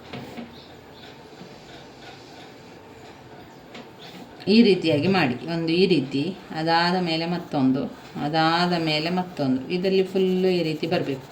ನೀವು ಪರೀಕ್ಷೆಗೆ ಪೆನ್ಸಿಲನ್ನು ಕೊಂಡೋಗಿದರೆ ನೀವು ಪೆನ್ಸಿಲಲ್ಲಿ ಚಿತ್ರವನ್ನು ಮಾಡ್ಬೋದು. ಇಲ್ಲ ಅಂತಾದರೆ, ಇಲ್ಲ ನೀವು ಪೆನ್ಸಿಲ್ ಕೊಂಡೋಗಿಲ್ಲ ಅಂತಾದರೆ ಪೆನ್ನಲ್ಲೇ ಇದೇ ರೀತಿಯಲ್ಲಿ ಮಾಡಿಕೊಳ್ಳಿ. ಪೆನ್ಸಿಲಲ್ಲಿ ಮಾಡಿ ಇದಕ್ಕೆ ಬರಿಬೇಕು ನಾವು. ಏನಿದು ಕಾಂಪ್ಯಾಕ್ಟ್ ಡಿಸ್ಕ್ ಅಂತ ಬರಿಬೇಕು. CD ಅಂತಾರೆ CD, DVD ಅಂತ ಇದ್ದರೆ DVD. ಚಿತ್ರ ಮಾಡಿ ಚಿತ್ರದ ಹೆಸರು ಇರಬೇಕು. ಇದಾದ ಮೇಲೆ ಬರುವಂಥದ್ದು DVD RAM. DVD ಅಂತ ಬಂದಾಗ DVD ಕೂಡ CD ಟೈಪಲ್ಲೇ ಇರುವಂಥದ್ದು. ಇದರಲ್ಲಿ ಸ್ವಲ್ಪ ಅದರ ಇದು ಬದಲಾವಣೆ ಇರ್ತದೆ. ಸ್ವಲ್ಪ ಡಿಜಿಟಲ್ ವಿಡಿಯೋ ಅಥವಾ ಬಹುಮುಖ ಡಿಸ್ಕ್ ಒಂದು ಪೂರ್ಣ ಚಿತ್ರ ಸಂಗ್ರಹಿಸುವ ಸಾಂದ್ರತೆಯ ಸಾಮರ್ಥ್ಯವನ್ನು ಹೊಂದಿದೆ. ಡಿಸ್ಕಿನ ಎರಡೂ ಕಡೆ ಉಪಯೋಗಿಸಿಕೊಂಡು ವಿಶೇಷ ಡೇಟಾ ಒತ್ತಡದ ತಂತ್ರಜ್ಞಾನ ಬಳಸಿಕೊಂಡು ಹೆಚ್ಚಿನ ಪ್ರಮಾಣದ ಸಂಗ್ರಹ ಸಾಮರ್ಥ್ಯವನ್ನು ಹೊಂದಿದೆ. DVD ROM ಪ್ರತಿ ಬದಿಯಲ್ಲಿ 4.7 GB ಸ್ಥಳಾವಕಾಶಗಳಿವೆ. Dual layer DVD ROM 0.17 GB ಯನ್ನು ಕೂಡ ಹಿಡಿಸ್ತದೆ. ಇದರ ಪ್ರಯೋಜನ ಅಂತ ಹೇಳಿದರೆ ದೊಡ್ಡ ಪ್ರಮಾಣದ ದತ್ತಾಂಶ ಸಂಗ್ರಹಿಸ್ತದೆ, ಯಾದೃಚ್ಛಿಕ ಡೇಟಾ ಪ್ರವೇಶವನ್ನು ಒದಗಿಸ್ತದೆ. ಅನಾನುಕೂಲತೆಗಳು ಡ್ರೈವ್ಗಳು ತುಲನಾತ್ಮಕವಾಗಿ ದುಬಾರಿಯಾಗಿದೆ, ವ್ಯಾಪಕವಾಗಿ ಇತರ ಶೇಖರಣಾ ಸಾಧನಗಳಂತೆ ಬಳಸಿಲ್ಲ. ಇನ್ನು ಬರುವಂಥದ್ದು ನಾವು ಪೆನ್ ಡ್ರೈವ್. ಕೊನೆಯದಾಗಿ ಅದರಲ್ಲಿ ಇರುವಂತಹ ಒಂದು ಪಾಯಿಂಟ್ಸ್ ಪೆನ್ ಡ್ರೈವ್ ಇತ್ತೀಚಿನ ದಿನಗಳಲ್ಲಿ ಎಲ್ಲರಿಗೂ ಕೂಡ ಗೊತ್ತಿದೆ, ಎಲ್ಲರ ಕೈಯಲ್ಲಿರುವಂಥದ್ದು. ಇದು ಒಂದು ಹೆಬ್ಬೆರಳಿನ ಗಾತ್ರವಿದೆ. ಇದು ಕೂಡ ಮಾಹಿತಿ ಶೇಖರಣಾ ಸಂಗ್ರಹ ಸಾಧನ. ಫ್ಲ್ಯಾಶ್ ಮೆಮೊರಿ ಶೇಖರಣಾ ಸಾಧನವನ್ನು ಕಂಪ್ಯೂಟರ್ ಪೋರ್ಟ್ಗೆ ಪ್ಲಗ್ ಮಾಡ್ಬೋದು. ಪೆನ್ ಡ್ರೈವ್ಗಳು ಸಾಮಾನ್ಯವಾಗಿ ವೇಗವಾಗಿ ಹೆಚ್ಚು ಕಾಂಪ್ಯಾಕ್ಟ್, ಹೆಚ್ಚು ಡೇಟಾವನ್ನು ಶೇಖರಿಸುತ್ತದೆ, ಹೆಚ್ಚು ವಿಶ್ವಾಸಾರ್ಹ. ಪೆನ್ ಡ್ರೈವ್ನಿಂದ ಶೇಖರಿಸಿದ ಡೇಟಾ ಹಾಳಾಗುವುದಿಲ್ಲ, ಧೂಳು ರಹಿತವಾಗಿರುತ್ತದೆ. ಇದು ಶಾಲೆಯ ಅಥವಾ ಕಚೇರಿ ಅಥವಾ ಕೆಲಸದ ಸ್ಥಳಗಳಲ್ಲಿ ಒಂದು ಸ್ಥಳದಿಂದ ಮತ್ತೊಂದು ಸ್ಥಳಕ್ಕೆ ಡೇಟಾ ಅಥವಾ ಕೆಲಸದ ಕಡತಗಳನ್ನು ಸಾಗಿಸಲು ಯೋಗ್ಯವಾಗಿದೆ. ಪೆನ್ ಡ್ರೈವ್ಗಳು ಡಜನ್ ಗಟ್ಟಲೆ ಫ್ಲಾಫಿ ಡಿಸ್ಕ್ಗಳ ಡೇಟಾ ಸಂಗ್ರಹಿಸುತ್ತದೆ. ಪೆನ್ಗೆ 5 ಲಕ್ಷ ಅಥವಾ ಹೆಚ್ಚು ಅಳಿಸುವ ಅಥವಾ ಬರಹಗಳನ್ನು ಮಾಡ್ಬೋದು. ಆಪ್ಟಿಕಲ್ ಶೇಖರಣಾ ಸಾಧನಗಳು ಫ್ಲ್ಯಾಶ್ ಆಧಾರಿತ ಶೇಖರಣಾ ಸಾಧನಗಳಿಗಿಂತ ನಿಧಾನವಾಗಿದೆ. ಈ ರೀತಿಯಾಗಿ ಪೆನ್ ಡ್ರೈವ್ನ ಚಿತ್ರವನ್ನು ಮಾಡಿಕೊಳ್ಳಿ. ಅದಾದ ನಂತರ ಇದರಲ್ಲಿ ಪೆನ್ ಡ್ರೈವಲ್ಲಿ ಕೆಲವೊಂದು ಒಳಗೊಂಡಿರುವಂಥ ಭಾಗಗಳು USB ಸ್ಟ್ಯಾಂಡರ್ಡ್ ಪ್ಲಗ್, USB ಸಂಮೋಹಕ, ಸಂಗ್ರಹ ನಿಯಂತ್ರಣ ಸಾಧಕ, ಟೆಸ್ಟ್ ಪಾಯಿಂಟ್ಗಳು, ಫ್ಲ್ಯಾಶ್ ಮೆಮೊರಿ ಚಿಪ್, ಸ್ಫಟಿಕದ ಆಂದೋಲಕ, LED, ಬರಹ ರಕ್ಷಿಸಲು ಸ್ವಿಚ್, ಎರಡನೆಯ ಫ್ಲ್ಯಾಶ್ ಮೆಮೊರಿ ಚಿಪ್, ಸ್ಪೇನ್. ಇದರ ಪ್ರಯೋಜನ ಏನು? ಪೆನ್ ಡ್ರೈವ್ ಇದು ಅತ್ಯಂತ ವೇಗವಾಗಿ ಡೇಟಾವನ್ನು ಹುಡುಕ್ತದೆ. ಅದರ ಒಯ್ಯಲಿಕ್ಕೆ ಕೂಡ ಸುಲಭ, ಅಂದರೆ ಎಲ್ಲಿ ಬೇಕಾದರೂ ಕೊಂಡೋಗ್ಬೋದು, ಎಲ್ಲಿ ತಮ್ಮ ಕಿಸೆಗಳಲ್ಲಿ ಕೂಡ ಹಾಕ್ಕೊಂಡು ಕೊಂಡೋಗ್ಬೋದು. ಅನಾನುಕೂಲತೆ ಅಂದರೆ ಸೀಮಿತ ಸಾಮರ್ಥ್ಯ, ಹಾರ್ಡ್ ಡಿಸ್ಕ್ ಹೋಲಿಸಿದರೆ ಇದು ದುಬಾರಿ ಕೂಡ ಆಗಿರ್ತದೆ ಅಂತ ಹೇಳ್ತಾರೆ. ಇವಿಷ್ಟು ವೆರಿ ಇಂಪಾರ್ಟೆಂಟ್ ಆಗಿರುವಂತಹ ಪ್ರಶ್ನೆಯಾದಂತಹ ಸೆಕೆಂಡ್ರಿ ಶೇಖರಣಾ ಸಾಧನಗಳ ಬಗ್ಗೆ ಮತ್ತೊಮ್ಮೆ ಪಾಯಿಂಟ್ಸ್ಗಳನ್ನಷ್ಟೇ ನೋಡ್ತಾ ಹೋಗುವ. Magnetic tape, magnetic drum, magnetic disk, ಅದರಲ್ಲಿ ಹಾರ್ಡ್ ಡಿಸ್ಕ್ ಮತ್ತು floppy disk, 4 CD, 5 DVD, 6 pen drive. ಇವಿಷ್ಟನ್ನು ಇದರಲ್ಲಿ ಓದ್ಕೊಳ್ಳಿ, ಅರ್ಥ ಮಾಡ್ಕೊಳ್ಳಿ, ಪಾಯಿಂಟ್ಸ್ಗಳನ್ನು ಸರಿಯಾಗಿ ಕಲ್ತ್ಕೊಳ್ಳಿ ಸ್ನೇಹಿತರೆ. ಇನ್ನು ನಾವು ಬರುವಂಥದ್ದು ಗಣಕಯಂತ್ರದ ಭಾಷೆಯನ್ನು ವಿವರಿಸಿ. ಯಂತ್ರಾಂಶ ಮತ್ತು ತಂತ್ರಾಂಶದ ಘಟಕವಾಗಿದೆ. ಇಲ್ಲಿ ಬರುವಂಥ ಒಂದು ಮುಖ್ಯವಾದ ಪ್ರಶ್ನೆ, ಗಣಕಯಂತ್ರದ ಭಾಷೆಯನ್ನು ವಿವರಿಸಿ.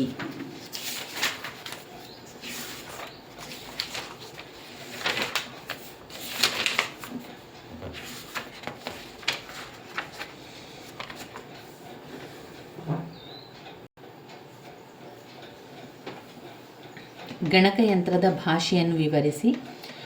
ಪ್ರೋಗ್ರಾಮಿಂಗ್ ಭಾಷೆ ಅಂತ ಹೇಳುವಂಥದ್ದು ಪ್ರಪಂಚದಾದ್ಯಂತ ಮಾನವರ ನಡುವೆ ಭಾಷೆ ಸಂವಹನ ಮೂಲವಾಗಿದೆ. ವಿವಿಧ ದೇಶಗಳಲ್ಲಿ, ಪ್ರದೇಶಗಳಲ್ಲಿ ವಿವಿಧ ಭಾಷೆ ಉಪಯೋಗಿಸುತ್ತೇವೆ. ಹಾಗೆಯೇ ಕಂಪ್ಯೂಟರ್ ಬಳಕೆದಾರ ಕಂಪ್ಯೂಟರ್ ಸಂವಹನ ಸಲುವಾಗಿ ಭಾಷೆ ತಿಳಿದುಕೊಳ್ಳುವ ಅಗತ್ಯವಿದೆ. ಈ ಒಂದು ಉದ್ದೇಶಕ್ಕಾಗಿ ಕಂಪ್ಯೂಟರ್ನಲ್ಲಿ ವಿವಿಧ ಕೆಲಸ ಮಾಡಲು ವಿವಿಧ ಭಾಷೆಯನ್ನು ಅಭಿವೃದ್ಧಿಪಡಿಸಲಾಗಿದೆ. ಇಲ್ಲಿ ಕಂಪ್ಯೂಟರ್ನ ಭಾಷೆಗಳನ್ನು 2 ರೀತಿ ವರ್ಗೀಕರಣವನ್ನು ಮಾಡಲಾಗಿದೆ. ಒಂದು ಕೆಳಮಟ್ಟದ ಭಾಷೆ, ಮತ್ತೊಂದು ಹೈ ಲೆವೆಲ್ ಭಾಷೆ. ಈ 2 ಪಾಯಿಂಟ್ಸ್ಗಳು ಕಂಪ್ಯೂಟರ್ನ ಭಾಷೆ ಅಂದರೆ ಗಣಕಯಂತ್ರದ ಭಾಷೆಯಲ್ಲಿ ಬರುವಂಥದ್ದು. ಕೆಳಮಟ್ಟದ ಭಾಷೆ ಮತ್ತು ಹೈ ಲೆವೆಲ್ ಭಾಷೆ. ಅಂದರೆ ಭಾಷೆ ಅಂತ ಬಂದಾಗ ಕಂಪ್ಯೂಟರ್ಗೆ ಅದರದೇ ಆದ ಒಂದು ಪ್ರತ್ಯೇಕ ಭಾಷೆ ಇದೆ, ಅದು ನಾವು ಬೈನರಿ ಭಾಷೆ ಅಂತ ಕರೆಯುವಂಥದ್ದು. ಕೆಳಮಟ್ಟದ ಭಾಷೆ ಅಂದರೆ ಏನು?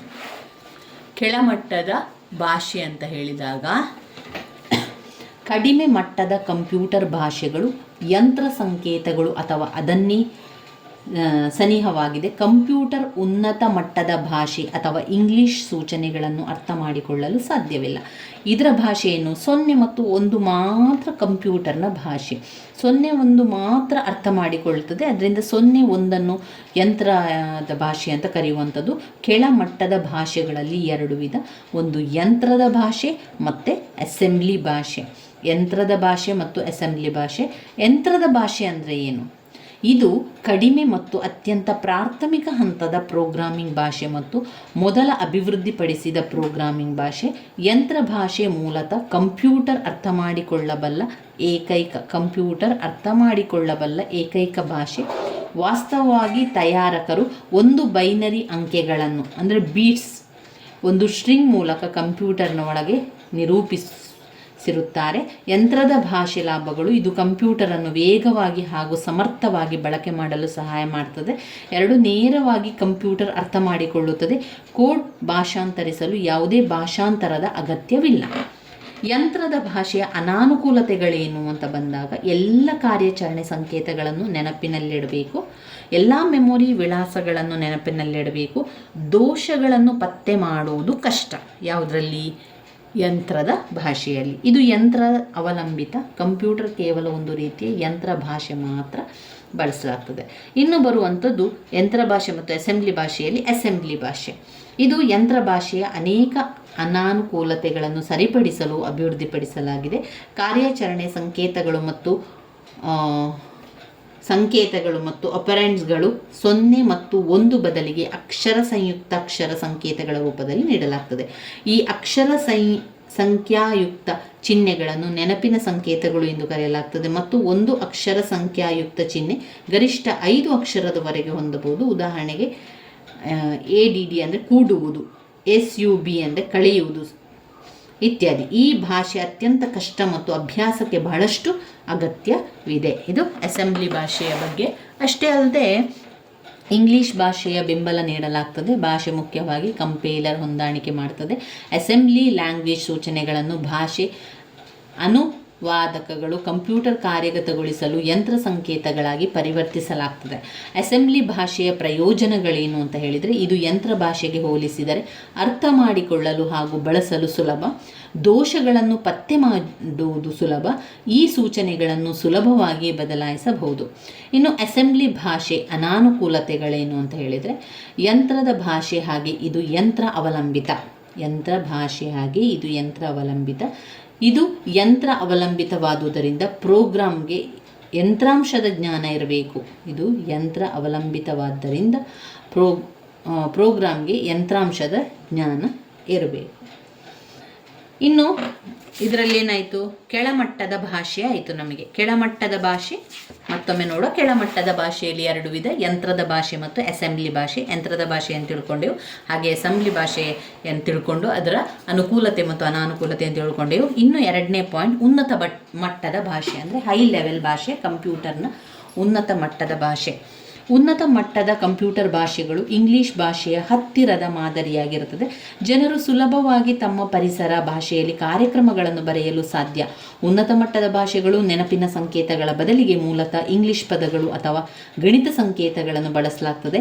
ಉನ್ನತ ಮಟ್ಟದ ಭಾಷೆಯ ಪ್ರತಿ ಸೂಚನೆಯನ್ನು ಅನೇಕ ಯಂತ್ರ ಭಾಷೆ ಸೂಚನೆಗಳನ್ನಾಗಿ ಪರಿವರ್ತಿಸಲ್ಪಡುತ್ತದೆ.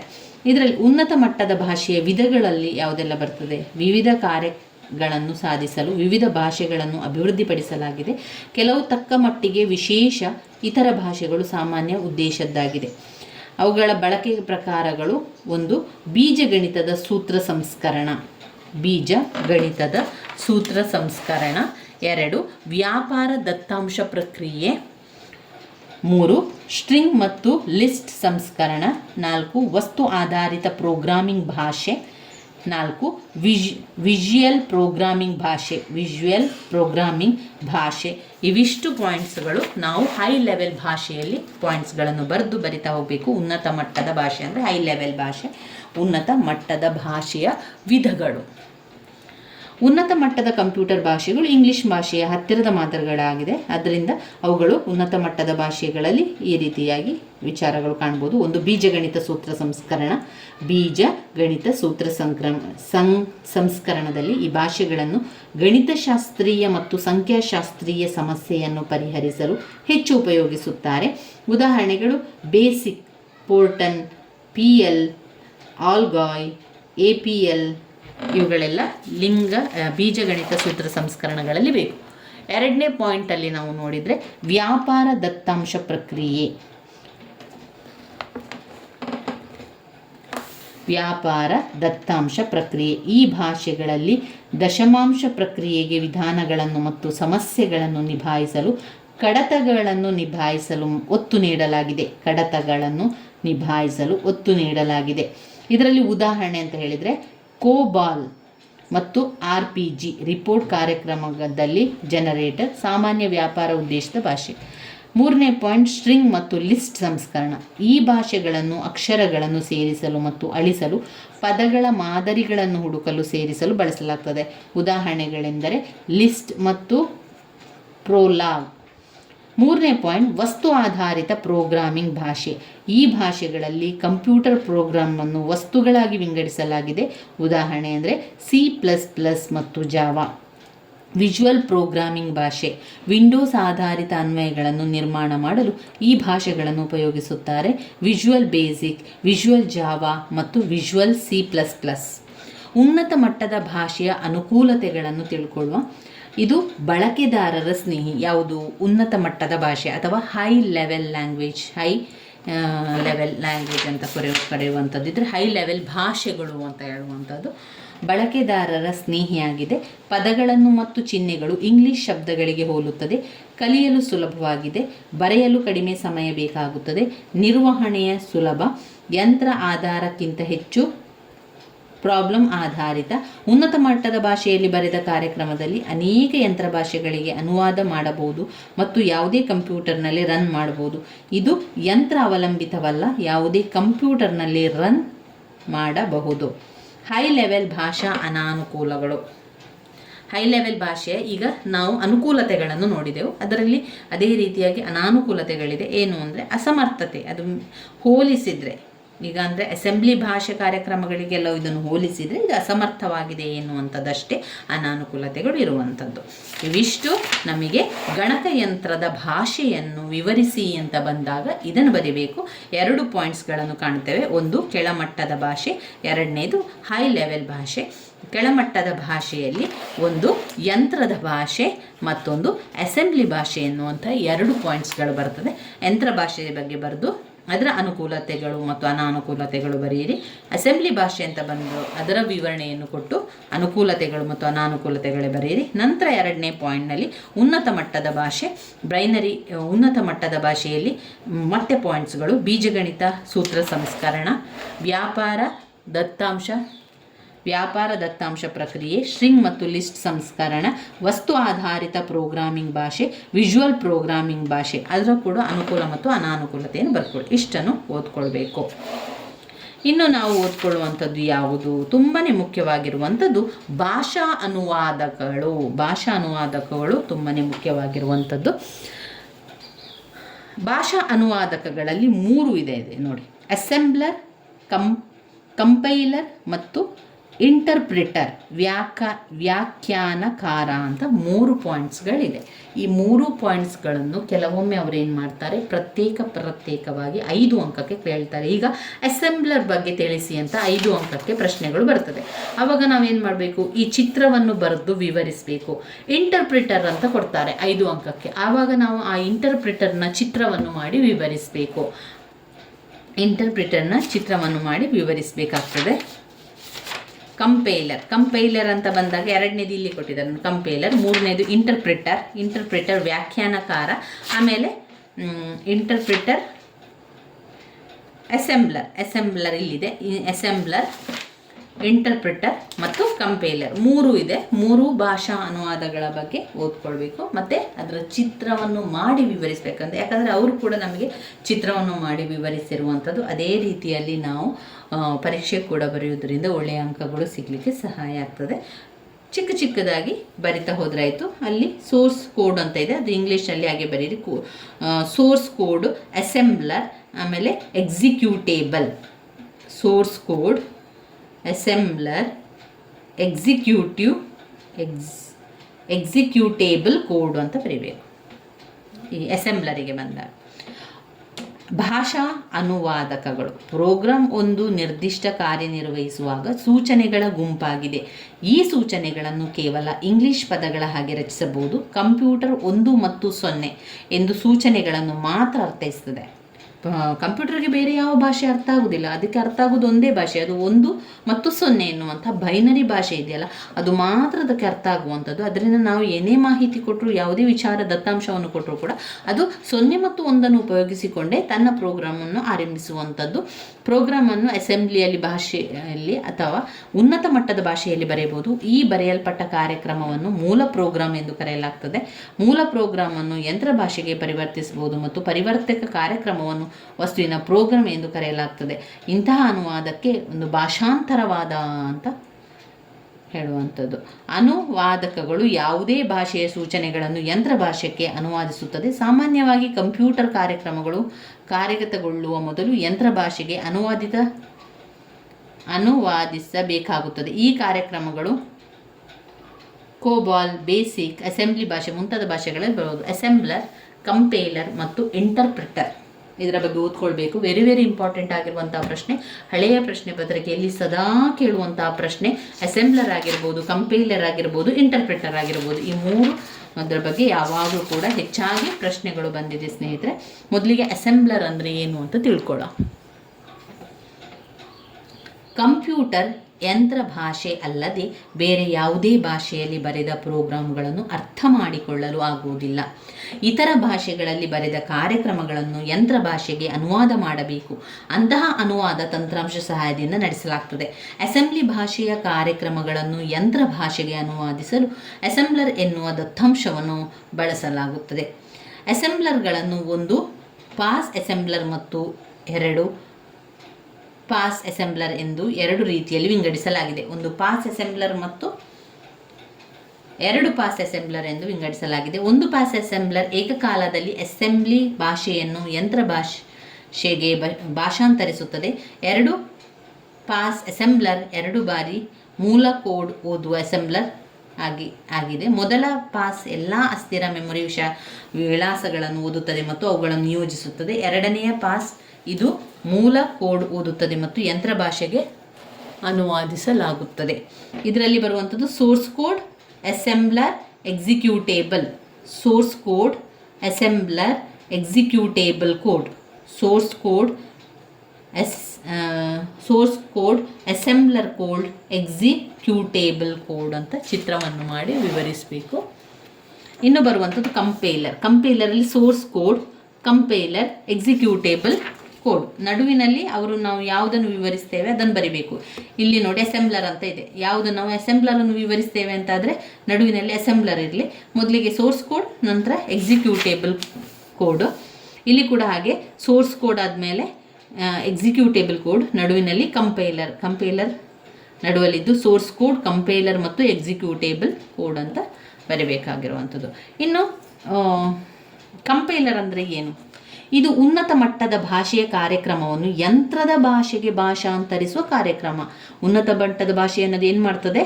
ಯಂತ್ರದ ಭಾಷೆಗೆ ಅದನ್ನು ಕಾರ್ಯಕ್ರಮವನ್ನು ಭಾಷಾಂತರಿಸ್ತದೆ. ಕಂಪೈಲರ್ ಒಂದು ಅಸೆಂಬ್ಲರ್ಗಿಂತ ಹೆಚ್ಚು ಬುದ್ಧಿವಂತ. ಇದು ಕಾರ್ಯಕ್ರಮದ ಎಲ್ಲ ರೀತಿಯ ದೋಷಗಳನ್ನು ಪರಿಶೀಲಿಸುತ್ತದೆ. ಆದರೆ ಅದರ ಪ್ರೋಗ್ರಾಂ ಸಮಯ ಹೆಚ್ಚು ಮತ್ತು ಮೆಮೊರಿಯ ದೊಡ್ಡ ಭಾಗವನ್ನು ಆಕ್ರಮಿಸಿಕೊಳ್ಳುತ್ತದೆ. ಆಗ ವೇಗ ನಿಧಾನ. ಒಂದು ಕಂಪೈಲರ್ ಇಡೀ ಕಾರ್ಯಕ್ರಮವನ್ನು ಓದಿದ ನಂತರ ಇಡೀ ಕಾರ್ಯಕ್ರಮವನ್ನು ಯಂತ್ರ ಭಾಷೆಗೆ ಅನುವಾದಿಸುತ್ತದೆ. ಒಂದು ಕಂಪೈಲರ್ ಒಂದು ಕಂಪ್ಯೂಟರ್ನಲ್ಲಿ ಕಾರ್ಯನಿರ್ವಹಿಸಿ ಅದೇ ಕಂಪ್ಯೂಟರ್ನಲ್ಲಿ ಯಂತ್ರ ಸಂಕೇತಗಳು ಉತ್ಪಾದಿಸಿದರೆ ಅದನ್ನು ಒಂದು ಸ್ವಯಂ ಕಂಪೈಲರ್ ಅಥವಾ ನಿವಾಸಿ ಕಂಪೈಲರ್ ಎಂದು ಕರೆಯಲಾಗ್ತದೆ. ಒಂದು ಕಂಪೈಲರ್ ಒಂದು ಕಂಪ್ಯೂಟರ್ನಲ್ಲಿ ಕಾರ್ಯನಿರ್ವಹಿಸಿ ಇನ್ನೊಂದು ಕಂಪ್ಯೂಟರ್ನಲ್ಲಿ ಯಂತ್ರ ಸಂಕೇತಗಳು ಉತ್ಪಾದಿಸಿದರೆ ಅದನ್ನು ನಾವು ಅಡ್ಡ ಕಂಪೈಲರ್ ಅಂತ ಕರೆಯಲಾಗುವಂಥದ್ದು. Source code, compiler, executable code. ಇನ್ನು ಬರುವಂಥದ್ದು ಇಂಟರ್ಪ್ರಿಟರ್. ಇದು ಉನ್ನತ ಮಟ್ಟದ ಭಾಷೆಯ ಕಾರ್ಯಕ್ರಮವನ್ನು ಯಂತ್ರದ ಭಾಷೆಗೆ ಭಾಷಾಂತರಿಸಿ ಒಂದು ಕಾರ್ಯಕ್ರಮ. ಇದು ಒಂದು ಸಮಯದಲ್ಲಿ ಕಾರ್ಯಕ್ರಮದ ಒಂದೇ ಹೇಳಿಕೆಯನ್ನು ಅನುವಾದಿಸುತ್ತದೆ. ಇದು ಕಾರ್ಯಕ್ರಮದ ಒಂದು ಹೇಳಿಕೆಯನ್ನು ಭಾಷಾಂತರಿಸಿ ಕಾರ್ಯಕ್ರಮಗೊಳಿಸಿದ ನಂತರ ಕಾರ್ಯಕ್ರಮದ ಮುಂದಿನ ಪೀಳಿಗೆಯನ್ನು ಓದುತ್ತದೆ. ಈ ಭಾಷಾಂತರಿಸಿದ ಕಾರ್ಯಗತಗೊಳಿಸುತ್ತದೆ. ಈ ರೀತಿಯಲ್ಲಿ ಎಲ್ಲ ಹೇಳಿಕೆಗಳನ್ನು ಅನುವಾದ ಮತ್ತು ಕಾರ್ಯಗತಗೊಳಿಸುವ ತನಕ ಇದು ಮುಂದುವರಿತದೆ. ಮತ್ತೊಂದೆಡೆ ಏನಾಗ್ತದೆ? ಒಂದು ಕಂಪೈಲರ್ ಇಡೀ ಕಾರ್ಯಕ್ರಮದ ಮೂಲಕ ಹೋಗ್ತದೆ ಮತ್ತು ನಂತರ ಒಟ್ಟಿಗೆ ಅದನ್ನು ಯಂತ್ರ ಸಂಕೇತಕ್ಕೆ ಅನುವಾದಿಸಲಾಗ್ತದೆ. ಒಂದು ಕಂಪೈಲರ್ ಕ್ಯಾನ ಕಾರಕ್ಕಿಂತ 5.25 ಪಟ್ಟು ಹೆಚ್ಚು ವೇಗವಾಗಿದೆ. ಸಂಪಾದಿಸಿದ ಯಂತ್ರ ಸಂಕೇತಗಳನ್ನು ಭವಿಷ್ಯದ ಉಲ್ಲೇಖಕ್ಕಾಗಿ ಶಾಶ್ವತವಾಗಿ ಉಳಿಸಲಾಗಿದೆ. ಮತ್ತೊಂದೆಡೆ ಈ ಇಂಟರ್ಪ್ರಿಟರ್ ನಿರ್ಮಾಣದ ಯಂತ್ರ ಸಂಕೇತಗಳು ಉಳಿಯುವುದಿಲ್ಲ. ಇಂಟರ್ಪ್ರಿಟರ್ ಕಂಪೈಲರ್ಗೆ ಹೋಲಿಸಿದರೆ ಒಂದು ಸಣ್ಣ ಕಾರ್ಯಕ್ರಮ. ಇದು ಕಡಿಮೆ ಮೆಮೊರಿ ಜಾಗವನ್ನು ಆಕ್ರಮಿಸುತ್ತದೆ. ಆದ್ದರಿಂದ ಮೆಮೊರಿ ಸ್ಪೇಸ್ ಸೀಮಿತವಾಗಿರುವ ಕಂಪೈಲರ್ನಲ್ಲಿ ಈ ವ್ಯವಸ್ಥೆ ಬಳಸಬಹುದು. ಇಂಟರ್ಪ್ರಿಟರ್ ಯಾವ ಚಿತ್ರ ಬರ್ತದೆ ಅಂತ ಹೇಳಿದರೆ ಸೋರ್ಸ್ ಕೋಡ್, ಆಮೇಲೆ ಎಕ್ಸಿಕ್ಯೂಟೇಬಲ್ ಕೋಡು, ನಡುವಿನಲ್ಲಿ ನಾವು ಯಾವುದು ವಿವರಿಸಿದೆ ಅದು ಇಂಟರ್ಪ್ರಿಟರ್. ಇಲ್ಲಿ ಒಂದು ಜಾಸ್ತಿ ಇದೆ ನೋಡಿ, ಎಕ್ಸಿಕ್ಯೂಟೇಬಲ್ ಕೋಡಿನಿಂದ ನೇರವಾಗಿ ಗೆಟ್ ನೆಕ್ಸ್ಟ್ ಇನ್ಸ್ಟ್ರಕ್ಷನ್ಗೆ ಬರ್ತವೆ. ಗೆಟ್ ನೆಕ್ಸ್ಟ್ ಇನ್ಸ್ಟ್ರಕ್ಷನಿಂದ ನೇರವಾಗಿ ಸೋರ್ಸ್ ಕೋಡಿಗೆ ಹೋಗುವಂಥದ್ದು. Get next instruction, executable code, get next instruction, ಅಲ್ಲಿಂದ ಸೀದಾ ಸೋರ್ಸ್ ಕೋಡಿಗೆ ಹೋಗುವಂಥದ್ದನ್ನು ಕಾಣ್ಬೋದು.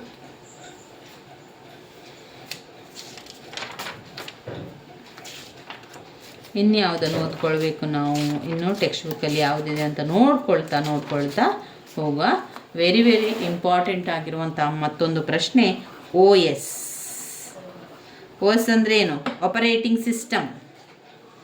OS ಅಂದರೆ ಆಪರೇಟಿಂಗ್ ಸಿಸ್ಟಮ್ನ ವಿಧಗಳು, ಕಾರ್ಯಾಚರಣೆ, ಕಾರ್ಯವ್ಯವಸ್ಥೆಯನ್ನು ಕೂಡ ಕೇಳ್ತಾರೆ. ಮೊದಲಿಗೆ ವ್ಯಾಖ್ಯೆಗಳನ್ನು ತಿಳ್ಕೊಳ್ಳುವ, ಅದಾದ ನಂತರ ಆಪರೇಟಿಂಗ್ ಸಿಸ್ಟಮ್ನ ಕಾರ್ಯಗಳ ಬಗ್ಗೆ ತಿಳ್ಕೊಳ್ಬೇಕು. ಅಲ್ಲದೆ ಆಪರೇಟಿಂಗ್ ಸಿಸ್ಟಮ್ನ ಕಾರ್ಯವ್ಯವಸ್ಥೆಯ ವಿಧಗಳನ್ನು ಕೂಡ ಓದ್ಕೊಳ್ಬೇಕು. ವೆರಿ ವೆರಿ ಇಂಪಾರ್ಟೆಂಟ್ ಆಗಿರುವಂಥದ್ದು ಕಾರ್ಯವ್ಯವಸ್ಥೆ. ಇವಾದ ನಂತರ ಬರುವಂಥದ್ದು ಡಾಸ್ ಆದೇಶಗಳನ್ನು ಕೂಡ ಓದ್ಕೊಳ್ಳಿಕ್ಕಿದೆ. ವೆರಿ ವೆರಿ ಇಂಪಾರ್ಟೆಂಟ್ ಆಗಿರುವಂಥ ಪ್ರಶ್ನೆ. ಆಪರೇಟಿಂಗ್ ಸಿಸ್ಟಮ್ ಬಗ್ಗೆ ಓದ್ಕೊಳ್ಳುವ.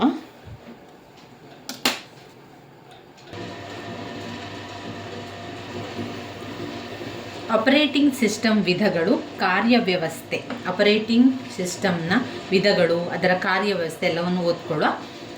ಆಪರೇಟಿಂಗ್ ಸಿಸ್ಟಮ್ನ ವಿಧಗಳಲ್ಲಿ ಪಾಯಿಂಟ್ಸ್ಗಳಲ್ಲಿ ಬ್ಯಾಚ್, ಏಕ ಬಳಕೆದಾರ, ಬಹು ಬಳಕೆದಾರ, ಕಾಲ ಪಾಲುದಾರಿಕೆ, ರಿಯಲ್ ಬಾರಿ ಎನ್ನುವಂಥದ್ದು. ಮೊದಲಿಗೆ ಅರ್ಥವನ್ನು ತಿಳ್ಕೊಳ್ಳುವ. ಆಪರೇಟಿಂಗ್ ಸಿಸ್ಟಮ್ ಅಂದರೆ ಏನು? ಆಪರೇಟಿಂಗ್ ಸಿಸ್ಟಮ್ ವಿವಿಧ ಅಪ್ಲಿಕೇಶನ್ ಸಾಫ್ಟ್ವೇರ್ ಆಗಿದೆ. ಯಾವುದು? OS ಅಂತ ಹೇಳುವಂಥ. OS ಅಂದರೆ ಆಪರೇಟಿಂಗ್ ಸಿಸ್ಟಮ್ ವಿವಿಧ ಅಪ್ಲಿಕೇಶನ್ ಸಾಫ್ಟ್ವೇರ್ ಮತ್ತು ಬಳಕೆದಾರರ ನಡುವೆ ಹಾರ್ಡ್ವೇರ್ ಬಳಕೆ ನಿಯಂತ್ರಿಸುತ್ತದೆ ಮತ್ತು ಸಂಘಟಿಸುವ ವ್ಯವಸ್ಥೆಯ ಸಾಫ್ಟ್ವೇರ್ ಕೂಡ ಆಗಿದೆ. ಕಂಪ್ಯೂಟರ್ ಬಳಕೆದಾರ ಮತ್ತು ಕಂಪ್ಯೂಟರ್ ಹಾರ್ಡ್ವೇರ್ ನಡುವೆ ಆಪರೇಟಿಂಗ್ ಸಿಸ್ಟಮ್ ಮಧ್ಯಂತರಗಳು. ಬಳಕೆದಾರ ಒಂದು ಆಜ್ಞೆಯನ್ನು ನೀಡುತ್ತದೆ ಮತ್ತು OS ಯಂತ್ರ ಅರ್ಥ ಮಾಡಿಕೊಳ್ಳುವ ಮತ್ತು ನಿರ್ವಹಿಸಬಲ್ಲ ರೂಪಕ್ಕೆ ಆಜ್ಞೆಯನ್ನು ಅನುವಾದಿಸಲಾಗುತ್ತದೆ. OS ಎರಡು ಮುಖ್ಯ ಉದ್ದೇಶಗಳನ್ನು ನಿರ್ವಹಿಸುತ್ತದೆ. ಯಾವುದೆಲ್ಲ? ಬಳಕೆದಾರ ಕಂಪ್ಯೂಟರ್ ವ್ಯವಸ್ಥೆಯನ್ನು ಅನುಕೂಲಕರವಾಗಿ ಉಪಯೋಗಿಸಲು ಸುಲಭ ಮಾಡಿದರೆ ಅದು ಎರಡನೇದು, ಯಂತ್ರಾಂಶ ಕಾರ್ಯಾಚರಣೆಗಳ ವಿವರಗಳನ್ನು ನಿರ್ವಹಿಸುವ ಮೂಲಕ ತನ್ನ ದಕ್ಷ ರೀತಿಯಲ್ಲಿ ಕಂಪ್ಯೂಟರ್ ಯಂತ್ರಾಂಶಗಳನ್ನು ಬಳಸಲು. ಕಾರ್ಯವ್ಯವಸ್ಥೆಯ ಕಾರ್ಯಗಳ ಬಗ್ಗೆ ತಿಳ್ಕೊಳ್ಳುವ. ಕಾರ್ಯವ್ಯವಸ್ಥೆಯ ಕಾರ್ಯಗಳು ಅಂದರೆ ಆಪರೇಟಿಂಗ್ ಸಿಸ್ಟಮ್ನ ಕಾರ್ಯವನ್ನು ತಿಳಿಸಿ ಅಂತ ಕೇಳ್ತಾರೆ. ಆಪರೇಟಿಂಗ್ ಸಿಸ್ಟಮ್ನ ಕಾರ್ಯವನ್ನು ತಿಳಿಸಿ, ಅಥವಾ OSನ ಕಾರ್ಯವನ್ನು ತಿಳಿಸಿ, ಅಥವಾ ಕಾರ್ಯವ್ಯವಸ್ಥೆಯ ಕಾರ್ಯಗಳ ಬಗ್ಗೆ ತಿಳಿಸಿ ಅಂತ ಕೇಳ್ಬೋದು. ಯಾವುದೇ ರೀತಿಯ ಪ್ರಶ್ನೆಗಳನ್ನು ಅವರು ಉಲ್ಟಾ ಮಾಡಿ ಕೂಡ ಕೊಡ್ತಾರೆ. ನಮಗೆ ಅವಾಗ ಎಲ್ಲ ಕೂಡ ಅದರ ಬಗ್ಗೆ ಗೊತ್ತಿರಬೇಕು. ಅದರ ಕಾರ್ಯಗಳೇನು? ಅದರ ಕಾರ್ಯಗಳಲ್ಲಿ ನಾವು 5 ಪಾಯಿಂಟ್ಸ್ಗಳನ್ನು ಕಾಣ್ತೇವೆ. 5 ಪಾಯಿಂಟ್ಸ್ಗಳಿದೆ ನೋಡಿ ಅದರಲ್ಲಿ.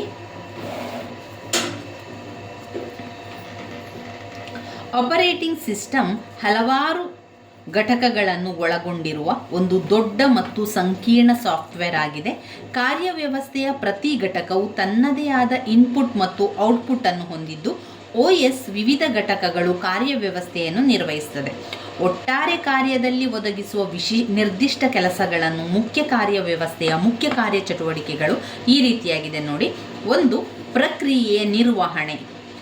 OS ನಿರ್ವಹಿಸುವ ಪ್ರಕ್ರಿಯೆಯ ನಿರ್ವಹಣೆಯ ಚಟುವಟಿಕೆಗಳು ಈ ರೀತಿಯಾಗಿದೆ. ಕಡತ, ಮೆಮೊರಿ, 1/0, CPU ನಂತಹ ಸಂಪನ್ಮೂಲಗಳ ಹಂಚಿಕೆ. ಅದೇನು ಮಾಡ್ತದೆ? ಸಂಪನ್ಮೂಲಗಳ ಹಂಚಿಕೆ ಮಾಡ್ತದೆ. 2. ಅನ್ವಯಗಳ ಪ್ರವೇಶ ನಿಯಂತ್ರಣ ಮಾಡ್ತದೆ. ಅನ್ವಯಗಳ ಪ್ರವೇಶ ನಿಯಂತ್ರಣ ಮಾಡ್ತದೆ. 3 ಕಾರ್ಯರೂಪಕ್ಕೆ ತರುವ ಕಾರ್ಯಕ್ರಮಗಳ ನಿಯಂತ್ರಣ. ಕಾರ್ಯರೂಪಕ್ಕೆ ತರುವ ಕಾರ್ಯಕ್ರಮಗಳ ನಿಯಂತ್ರಣ. ಒಂದು ಪ್ರಕ್ರಿಯೆ ರಚಿಸಲು ಕಾರ್ಯಗತಗೊಳಿಸಲು ಮತ್ತು ಅಳಿಸಲು ಅದನ್ನು ಉಪಯೋಗಿಸುವಂಥದ್ದು. ಒಂದು ಪ್ರಕ್ರಿಯೆಯನ್ನು ರಚಿಸಲಿಕ್ಕೆ OS ಬೇಕು, ಒಂದು ಪ್ರಕ್ರಿಯೆಯನ್ನು ಕಾರ್ಯಗತಗೊಳಿಸಲಿಕ್ಕೆ OS ಬೇಕು, ಒಂದು ಪ್ರಕ್ರಿಯೆಯನ್ನು ಅಳಿಸಲು OS ಬೇಕು. ವ್ಯವಸ್ಥೆಯ ಪ್ರಕ್ರಿಯೆ ಅಥವಾ ಬಳಕೆದಾರರ ಪ್ರಕ್ರಿಯೆ. 5ನೇ ಪಾಯಿಂಟ್, ಒಂದು ಪ್ರಕ್ರಿಯೆಯನ್ನು ರದ್ದು ಅಥವಾ ಮುಂದುವರಿಯುವುದು ಕೂಡ OSನ ಮುಖಾಂತರ. ಅದರ ಪ್ರಕ್ರಿಯೆಯ ನಿರ್ವಹಣೆ ಈ ರೀತಿಯಾಗಿದೆ. ಇದು OSನ ಕಾರ್ಯನಿರ್ವಹಣೆಯನ್ನು ಹೇಳ್ತಾ ಇದ್ದಾರೆ. ಇನ್ನು OSನ ಕಾರ್ಯಗಳೇನು ಅಂತ ಬಂದಾಗ, OSನ ಕಾರ್ಯವ್ಯವಸ್ಥೆಯಲ್ಲಿ ಕಾರ್ಯಗಳು ಏನು? ಒಂದು ಮೆಮೊರಿ ಮ್ಯಾನೇಜ್ಮೆಂಟ್ ಮಾಡ್ತದೆ, ನಿರ್ವಹಣೆ ಮಾಡ್ತದೆ, ಫೈಲ್ಗಳ ನಿರ್ವಹಣೆ ಮಾಡ್ತದೆ, ಸಾಧನೆಯ ನಿರ್ವಹಣೆ ಮಾಡ್ತದೆ, ರಕ್ಷಣೆ ಮತ್ತು ಭದ್ರತೆಯನ್ನು ಕೊಡ್ತದೆ, ಬಳಕೆದಾರರ ಸಂಪರ್ಕ ಸಾಧನವಾಗಿದೆ. ಇವಿಷ್ಟು OSನ ಕಾರ್ಯಗಳು, ಅಂದರೆ ಆಪರೇಟಿಂಗ್ ಸಿಸ್ಟಮ್ನ ಕಾರ್ಯಗಳು. ಈಗ ಓದಿರುವಂಥದ್ದು ಪ್ರಕ್ರಿಯೆ ನಿರ್ವಹಣೆ ಆಗಿದೆ. ಏನು ಮಾಡ್ತದೆ? ಅದು ಮೆಮೊರಿ ಮ್ಯಾನೇಜ್ಮೆಂಟ್ ಮಾಡ್ತದೆ. ಮೆಮೊರಿಯನ್ನು ಅದು ಮ್ಯಾನೇಜ್ ಮಾಡುವಂಥದ್ದೇ ಆಪರೇಟಿಂಗ್ ಸಿಸ್ಟಮ್. ಫೈಲ್ಗಳನ್ನು ನಿರ್ವಹಣೆ ಮಾಡ್ತದೆ, ಸಾಧನಗಳ ನಿರ್ವಹಣೆ ಮಾಡ್ತದೆ, ಅದು ರಕ್ಷಣೆ ಮತ್ತು ಭದ್ರತೆಯನ್ನು ಒದಗಿಸಿಕೊಡ್ತದೆ. ಅಷ್ಟೇ ಅಲ್ಲದೆ ಬಳಕೆದಾರರ ಸಂಪರ್ಕ ಸಾಧನವಾಗಿದೆ. ಮೆಮೊರಿ ಮ್ಯಾನೇಜ್ಮೆಂಟ್ ಮಾಡುವಂಥದ್ದು OS ಅಂದರೆ ಆಪರೇಟಿಂಗ್ ಸಿಸ್ಟಮ್ ನಿರ್ವಹಿಸುವಂತಹ ಮೆಮೊರಿ ನಿರ್ವಹಣೆ ಚಟುವಟಿಕೆಗಳು. ಬಳಸಿದ ಬ್ಲಾಕ್ ಬಿಡುಗಡೆ ಮಾಡುವುದು, ಉಚಿತ ಮೆಮೊರಿಗಳು, ಪ್ರೋಗ್ರಾಮ್ ಮೆಮೊರಿ, ಮರು ನಿಯೋಜಿಸಿ ಮೆಮೊರಿ ನಿಯೋಜಿಸುವುದು, ಮೆಮೊರಿ ಟ್ರ್ಯಾಕ್ ಬಳಕೆ. ಒಟ್ಟು 4 ಪಾಯಿಂಟ್ಸ್ಗಳನ್ನು ಮೆಮೊರಿ ಮ್ಯಾನೇಜ್ಮೆಂಟಲ್ಲಿ ನಾವು ಕಾಣ್ಬೋದು. ಯಾವುದೆಲ್ಲ? ಒಂದು, ಬಳಸಿದ ಬ್ಲಾಕ್ ಬಿಡುಗಡೆ ಮಾಡುವುದು. 2, ಉಚಿತ ಮೆಮೊರಿ. 3, ಪ್ರೋಗ್ರಾಮಿಂಗ್ ಮೆಮೊರಿಯನ್ನು ಮರು ನಿಯೋಜಿಸಿ ಮೆಮೊರಿ ನಿಯೋಜಿಸುವುದು. 4, ಮೆಮೊರಿ ಟ್ರ್ಯಾಕ್ ಬಳಕೆ ಮಾಡುವಂಥದ್ದು. 2ನೇ ಪಾಯಿಂಟ್, ನಿರ್ವಹಣೆಯ ಫೈಲ್ಗಳು. ಕಡತ ನಿರ್ವಹಣೆಯ ಕೆಲಸಗಳು. ಯಾವುದೆಲ್ಲ ಫೈಲ್ಗಳನ್ನು ಅದು ನಿರ್ವಹಣೆ ಮಾಡ್ತದೆ? ಅದರಲ್ಲಿ ಮತ್ತೆ 5 ಪಾಯಿಂಟ್ಸ್ಗಳಿದೆ. ಕಡತಗಳು ಮತ್ತು ಕೋಶಗಳ ರಚನೆ ಮಾಡುವುದು, ಕಡತಗಳ ಮತ್ತು ಕೋಶಗಳ ರಚನೆ ಹಾಗೂ ಅಳಿಸುವುದು. 2, ಫೈಲ್ಗಳಿಗೆ ಪ್ರವೇಶವನ್ನು ಒದಗಿಸಲು. 3, ಕಡತಗಳನ್ನು ಜಾಗ ನಿಯೋಜಿಸುವುದು. 4, ಕಡತಗಳನ್ನು ಬ್ಯಾಕಪ್ ಇರಿಸಿಕೊಳ್ಳುವುದು. 5, ಕಡತಗಳನ್ನು ಸಂರಕ್ಷಿಸುವುದು. ಇದು ನಿರ್ವಹಣೆಯ ಫೈಲ್ಗಳ ಕೆಲಸಗಳು. ಯಾವುದೆಲ್ಲ? ಮತ್ತೊಮ್ಮೆ ಹೇಳ್ತಾ ಹೋಗ್ತಾನೆ. ಕಡತಗಳು ಮತ್ತು ಕೋಶಗಳ ರಚನೆ ಹಾಗೂ ಅಳಿಸುವುದು, ಫೈಲ್ಗಳಿಗೆ ಪ್ರವೇಶವನ್ನು ಒದಗಿಸುವುದು. 3, ಕಡತಗಳನ್ನು ಜಾಗ ನಿಯೋಜಿಸುವುದು. 4, ಕಡತಗಳನ್ನು ಬ್ಯಾಕಪ್ ಇರಿಸಿಕೊಳ್ಳಲು. 5, ಕಡತಗಳನ್ನು ಸಂರಕ್ಷಿಸುವುದು. 3ನೇ ಪಾಯಿಂಟ್, ಸಾಧನ ನಿರ್ವಹಣೆ. OS ನಿರ್ವಹಿಸುವ ಸಾಧನ ನಿರ್ವಹಣೆ ಕೆಲಸಗಳ. 1, ಸಾಧನ ಚಾಲಕಗಳು ತೆಗೆಯಲು, ಮುಚ್ಚಲು, ಬರೆಯಲು. 2, ಸಾಧನ ಚಾಲಕಗಳ ಸಂವಹನ, ನಿಯಂತ್ರಣ ಹಾಗೂ ಮೇಲ್ವಿಚಾರಣೆಯನ್ನು ಮಾಡುವಂಥದ್ದು. ರಕ್ಷಣೆ ಮತ್ತು ಭದ್ರತೆಯನ್ನು ಒದಗಿಸಿಕೊಡ್ತದೆ. OS ವ್ಯವಸ್ಥೆಯ ಸಂಪನ್ಮೂಲಗಳನ್ನು ರಕ್ಷಿಸುತ್ತದೆ. ಬಳಕೆದಾರನ ಕಡತವನ್ನು ದೃಢೀಕರಣ ಮಾಡುವಂಥದ್ದು, ಗೂಢಲಿಪೀಕರಣ ಬರೆಯಲು, ಬ್ಯಾಕಪ್ ಮೂಲಕ ಡೇಟಾವನ್ನು ರಕ್ಷಣೆ ಕೂಡ ಮಾಡಿಕೊಡ್ತದೆ. ಬಳಕೆದಾರರ ಸಂಪರ್ಕ ಸಾಧನ. ಕಾರ್ಯವ್ಯವಸ್ಥೆಯು ಕಂಪ್ಯೂಟರ್ ಬಳಕೆದಾರರ ಮತ್ತು ಕಂಪ್ಯೂಟರ್ ಹಾರ್ಡ್ವೇರ್ ನಡುವೆ ಇಂಟರ್ಫೇಸ್ ಒದಗಿಸುತ್ತದೆ. ಬಳಕೆದಾರನ ಇಂಟರ್ಫೇಸ್ ಆದೇಶಗಳ ಅಥವಾ ಬಳಕೆದಾರನ ಅನ್ವಯಗಳನ್ನು ಹಾರ್ಡ್ವೇರನ್ನು ಪರಸ್ಪರ ಒಗ್ಗೂಡಿಸುತ್ತದೆ. ಇವಿಷ್ಟು ಆಪರೇಟಿಂಗ್ ಸಿಸ್ಟಮ್ನ ಕಾರ್ಯವ್ಯವಸ್ಥೆಯ ಕಾರ್ಯಗಳಾಗಿದೆ. ಇನ್ನು ಕಾರ್ಯವ್ಯವಸ್ಥೆಯ ವಿಧಗಳನ್ನು ಓದ್ಕೊಳ್ಬೇಕು. ಇದನ್ನು ಪ್ರತ್ಯೇಕವಾಗಿ 10 ಅಂಕಕ್ಕೂ ಕೂಡ ಪ್ರಶ್ನೆ ಬಂದಿದೆ. ಇದು ಆಪರೇಟಿಂಗ್ ಸಿಸ್ಟಮ್ನ ವಿಧಗಳು. ಆಪರೇಟಿಂಗ್ ಸಿಸ್ಟಮ್ನ ವಿಧಗಳು ಒಟ್ಟು 5 ಪಾಯಿಂಟ್ಸ್ಗಳಿದೆ. ಅದರಲ್ಲಿ 5 ಪಾಯಿಂಟ್ಸ್ಗಳನ್ನು ಕಾಣ್ಬೋದು. 1, ಬ್ಯಾಚ್ ಪ್ರಕ್ರಿಯೆ. 2, ಏಕ ಬಳಕೆದಾರ ಮತ್ತು ಒಂದೇ ಕಾರ್ಯ OS. ಏಕ ಬಳಕೆದಾರ ಮತ್ತು ಒಂದೇ ಕಾರ್ಯ OS. 2, ಟೈಮ್ ಹಂಚಿಕೆ. 3, ಬಹುವಿಧದ OS. 4, real time OS. 5ನೇದು, ಹುದುಗಿಸಲಾದ OS. ಕಾರ್ಯವ್ಯವಸ್ಥೆ OSನ ವಿಧಗಳನ್ನು ತಿಳ್ಕೊಳ್ಳುವ ಸ್ನೇಹಿತರೆ, ಅದರ ವಿವರಣೆಯನ್ನು ಕೂಡ ತಿಳ್ಕೊಳ್ಳುವ.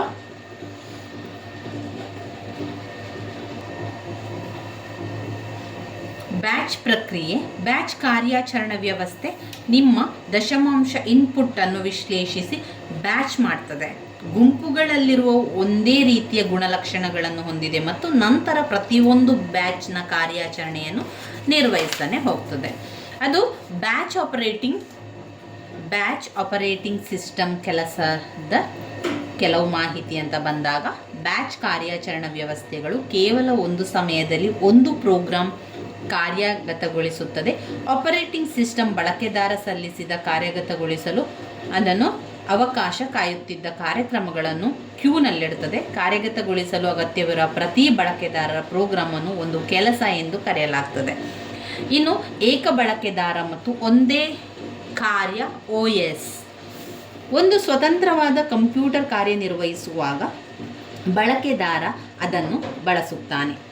ಪರ್ಸನಲ್ ಕಂಪ್ಯೂಟರ್ಗಳ ಆಪರೇಟಿಂಗ್ ಸಿಸ್ಟಮ್ನಲ್ಲಿ ಈ OS ಇದೆ.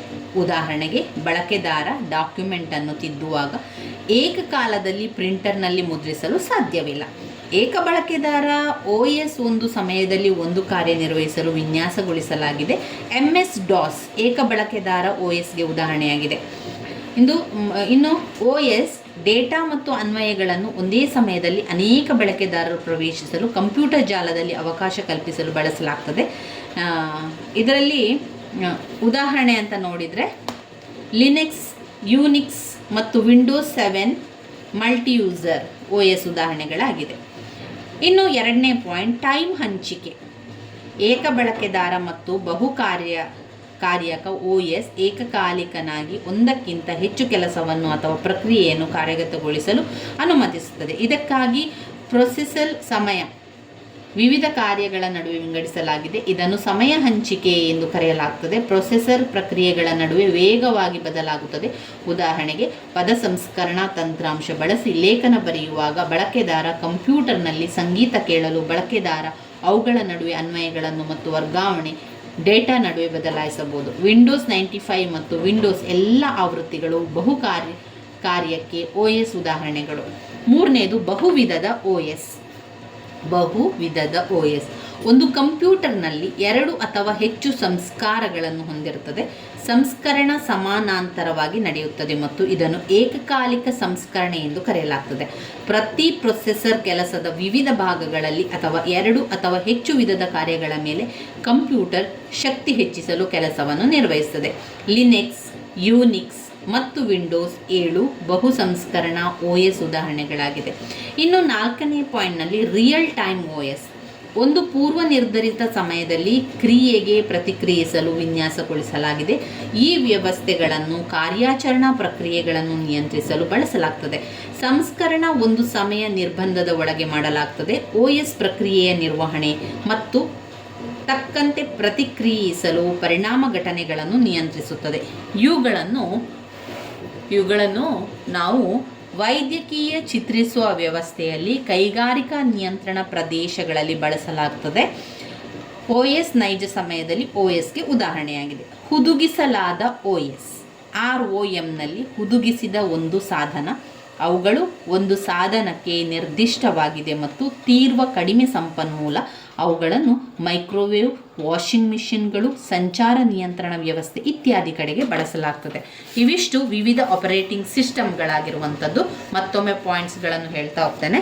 ಬ್ಯಾಚ್ ಪ್ರಕ್ರಿಯೆ, ಅದಾದ ಮೇಲೆ ಏಕ ಬಳಕೆದಾರ ಮತ್ತು ಒಂದೇ ಕಾರ್ಯ OS, ಟೈಮ್ ಹಂಚಿಕೆ, ಬಹುವಿಧದ OS, real time OS, ಹುದುಗಿಸಲಾದ OS. ಇನ್ಯಾವುದನ್ನು ಓದ್ಕೊಳ್ಳಿಕ್ಕಿದೆ? ಇನ್ನು ಮುಖ್ಯವಾಗಿರುವಂಥ ಒಂದು ಪ್ರಶ್ನೆ DOS ಆದೇಶಗಳು. DOS ಆದೇಶಗಳು 10 ಅಂಕಕ್ಕೆ ಕೇಳ್ತಾರೆ.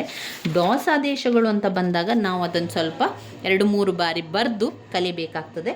ಯಾಕಂದರೆ DOS ಆಜ್ಞೆಗಳಲ್ಲಿ ಒಂದು ಆಂತರಿಕ ಆಜ್ಞೆ, DIR ಆಜ್ಞೆ, ಆಮೇಲೆ CD ಆಜ್ಞೆ, MD ಆಜ್ಞೆ, ಆಮೇಲೆ RD ಆಜ್ಞೆ ಇದೆಲ್ಲ ಬರ್ತದೆ ನೋಡಿ.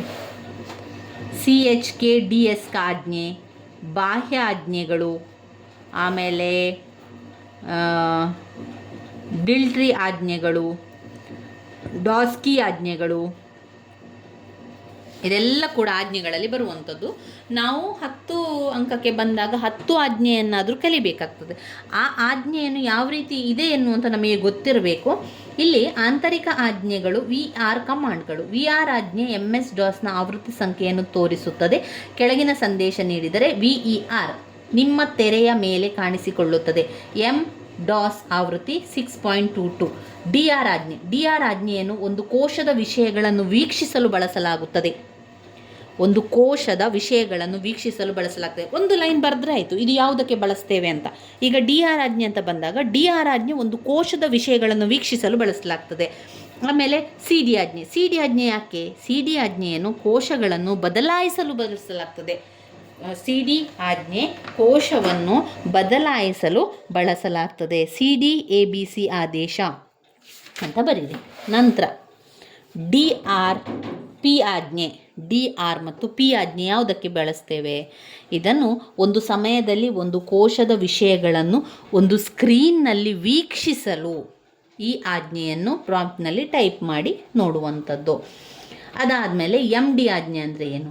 MD ಆಜ್ಞೆ ಅಂದರೆ ಒಂದು ಕೋಶವನ್ನು ರಚಿಸಲು ನೀವು MD ಆಜ್ಞೆಯನ್ನು ಬಳಸುವಿರಿ. ಒಂದು ಕೋಶವನ್ನು ರಚಿಸಲಿಕ್ಕೆ ನಮಗೆ MD ಆಜ್ಞೆ ಬೇಕಾಗಿರುವಂಥದ್ದು, ಒಂದು ಕೋಶವನ್ನು ರಚನೆ ಮಾಡಲಿಕ್ಕೆ. ಇನ್ನು ಇದಾದಮೇಲೆ RD ಆಜ್ಞೆ ಇದೆ ನೋಡಿ. RD ಆಜ್ಞೆ ಒಂದು ಕೋಶವನ್ನು ಅಳಿಸಿ ಹಾಕಲಿಕ್ಕೆ, ಒಂದು ತೆಗೆದು ಹಾಕಬೇಕು ಅಂತಾದರೆ RD ಆಜ್ಞೆ ಬೇಕು. RD ಆಜ್ಞೆಯನ್ನು ಬಳಸಿ ಪುಸ್ತಕ ಕಡತ ಕೋಶವನ್ನು ತೆಗೆಯಲು ಪ್ರಾಂಪ್ಟಿ RD ಪುಸ್ತಕದಿಂದ ಆಜ್ಞೆಯನ್ನು ಒಮ್ಮೆ ಓದ್ಕೊಂಡು ಹೋಗಿ ಇದು ಯಾವ ವಿಚಾರಕ್ಕೆ ಬೇಕು ಎನ್ನುವಂಥದ್ದು ಬರೆದ್ರೆ ಆಯಿತು. ನಂತರ ಒಂದು ಸ್ವಲ್ಪ ವಿವರಣೆಯನ್ನು, ನಿಮ್ಮದೇ ಆದ ಒಂದು ವಿವರಣೆಯನ್ನು ಕೊಡಿ. ಕಂಪ್ಯೂಟರ್ನಲ್ಲಿ ಈ RD ಆಜ್ಞೆ ಹೆಚ್ಚು ಸಲ ಬಳಸಲಾಗ್ತದೆ. ಒಂದು ಕೋಶವನ್ನು ಅಳಿಸಿ ಹಾಕಲಿಕ್ಕೆ RD ಆಜ್ಞೆಯನ್ನು ನಾವು ಬಳಸ್ತೇವೆ. RD ಆಜ್ಞೆ ಕೆಲವೊಂದು ಬಾರಿ ನಮಗೆ ಕೆಲವೊಂದು ಸಂದೇಶಗಳನ್ನು, ಮಾಹಿತಿಗಳನ್ನು ತೆಗೆದು ಹಾಕಲಿಕ್ಕೆ, ಆ ಒಂದು ಕೋಶವನ್ನು ತೆಗೆದು ಹಾಕಲಿಕ್ಕೆ ಅದು ಅವಶ್ಯಕ ಅಂತೆಲ್ಲ ಹೇಳಿ ನಿಮ್ಮ ಒಂದು ವಿವರಣೆಯನ್ನು ಬರಿತಾ ಹೋದರೆ ಆಯಿತು. ಆಮೇಲೆ ನೋಡಿ ಬಾಹ್ಯ ಆಜ್ಞೆಯಲ್ಲಿ ATTRIB ಕಮಾಂಡ್ಗಳು, CHK ಡಿಸ್ಕ್ ಆಜ್ಞೆಗಳು, ಅದಾದಮೇಲೆ ಡೆಲ್ಟ್ರಿ ಆಜ್ಞೆಗಳು. ಡೆಲ್ಟ್ರಿ ಕಂಪ್ಯೂಟರ್ನಿಂದ ಶಾಶ್ವತವಾಗಿ ಕಡತಗಳನ್ನು ಅಂದರೆ ಡಿಲೀಟ್ ಕೀ ಅಂತ ನಾವು ಹೇಳ್ತೇವೆ ನೋಡಿ. ಡಿಲೀಟ್ ಆಜ್ಞೆ DELTREE ಡೆಲ್ಟ್ರಿ ಅಂತ ಅಲ್ಲಿ ಒಂದು ಸ್ವಿಚ್ ಇದಿರ್ತದೆ, ಬಟನ್ ಇರ್ತದೆ ನೋಡಿ ಕಂಪ್ಯೂಟ್ರಲ್ಲಿ, ಡೆಲ್ಟ್ರಿ ಅಂತ ಕೊಡುವಂಥದ್ದಲ್ಲಿ ಅಂದರೆ ಸಂಪೂರ್ಣವಾಗಿ ಡಿಲೀಟ್ ಮಾಡುವಂಥದ್ದು, ಕಂಪ್ಲೀಟಾಗಿ ಅದನ್ನು ತೆಗೆದು ಹಾಕುವುದು, ಕೋಶಗಳನ್ನು ಅಳಿಸಲು ಬಳಸುವ ಒಂದು ಆಜ್ಞೆ ಆಗಿರುವಂಥದ್ದು.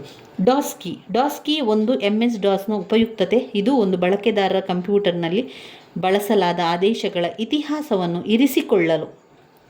ಇರಿಸಿಕೊಳ್ಳಲಿಕ್ಕೆ ಅನುಮತಿಸುವ ಆದೇಶ. ಈ ಆಜ್ಞೆಯನ್ನು ಒಮ್ಮೆ ಉಪಯೋಗಿಸಿದರೆ ಆಗಾಗ ಬಳಸಲಾಗುವ ಆಜ್ಞೆಗಳನ್ನು ಪ್ರತಿ ಸಮಯ ಟೈಪ್ ಮಾಡದೆ ಅದನ್ನು ಹಾಗೆ ಬಳಸ್ತಾ ಹೋಗ್ಬೋದು. ಅದು ಉಳಿಸಿಕೊಳ್ಳಲಿಕ್ಕೆ ಮಾಡುವಂತಹ ಒಂದು ಕೀ, ಉಳಿಸಿಕೊಳ್ಳಲಿಕ್ಕೆ ಇರುವಂತಹ ಒಂದು ಕಡತ ಡಾಸ್ ಕೀ ಅಂತ ಹೇಳುವಂಥದ್ದು. ಇವಿಷ್ಟು ಡಾಸ್ ಆಜ್ಞೆಗಳಲ್ಲಿ ನಿಮಗೆ ಗೊತ್ತಿರಲಿ. ತುಂಬ ಸುಲಭ ಇದೆ ಅದು, ನೀವು ಅದನ್ನು ನೋಡಿಕೊಂಡು ಯಾವುದಕ್ಕೆ ಏನೇನು ಕೆಲಸ ಇದೆ ಅಂತ ನೋಡುವಂಥದ್ದು. ಆಮೇಲೆ ಡೆಲ್ಟ್ರಿಗೆ ಶಾಶ್ವತವಾಗಿ ಅಳಿಸಲಿಕ್ಕೆ, ಡಾಸ್ ಕೀಗೆ ಸ್ವಲ್ಪ ಇರಿಸ್ಕೊಳ್ಳಿಕ್ಕೆ, ಆ ರೀತಿಯಾಗಿ ಬರಿತಾ ಹೋದರೆ ಆಯಿತು. ಇದರಲ್ಲಿ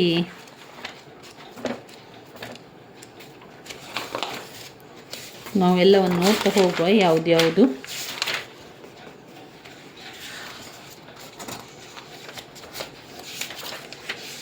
ನೋಡಿ. ವೈರಸ್ಗಳ ವಿಧಗಳು 5 ಅಂಕಕ್ಕೆ ಬಂದಿದೆ. ವೈರಸ್ಗಳ ವಿಧಗಳು. ವೈರಸ್ನಲ್ಲಿ ಯಾವುದೆಲ್ಲ ವೈರಸ್ ಇದೆ? ಪರಾವಲಂಬಿ ವಲಯ, ವರ್ಮ್, ಆಮೇಲೆ ಟ್ರೋಜನ್ ಹಾರ್ಸ್, ಮ್ಯಾಕ್ರೋ, ಬೂಟ್ ವಲಯ, ಕೀಟಲೆ, ಇವಿಷ್ಟು ವೈರಸ್ನ ವಿಧಗಳಲ್ಲಿ ಬರ್ತದೆ. ವೈರಸ್ನ ವಿಧಗಳದು ಒಮ್ಮೆ ನೋಡ್ತಾ ಹೋಗುವ.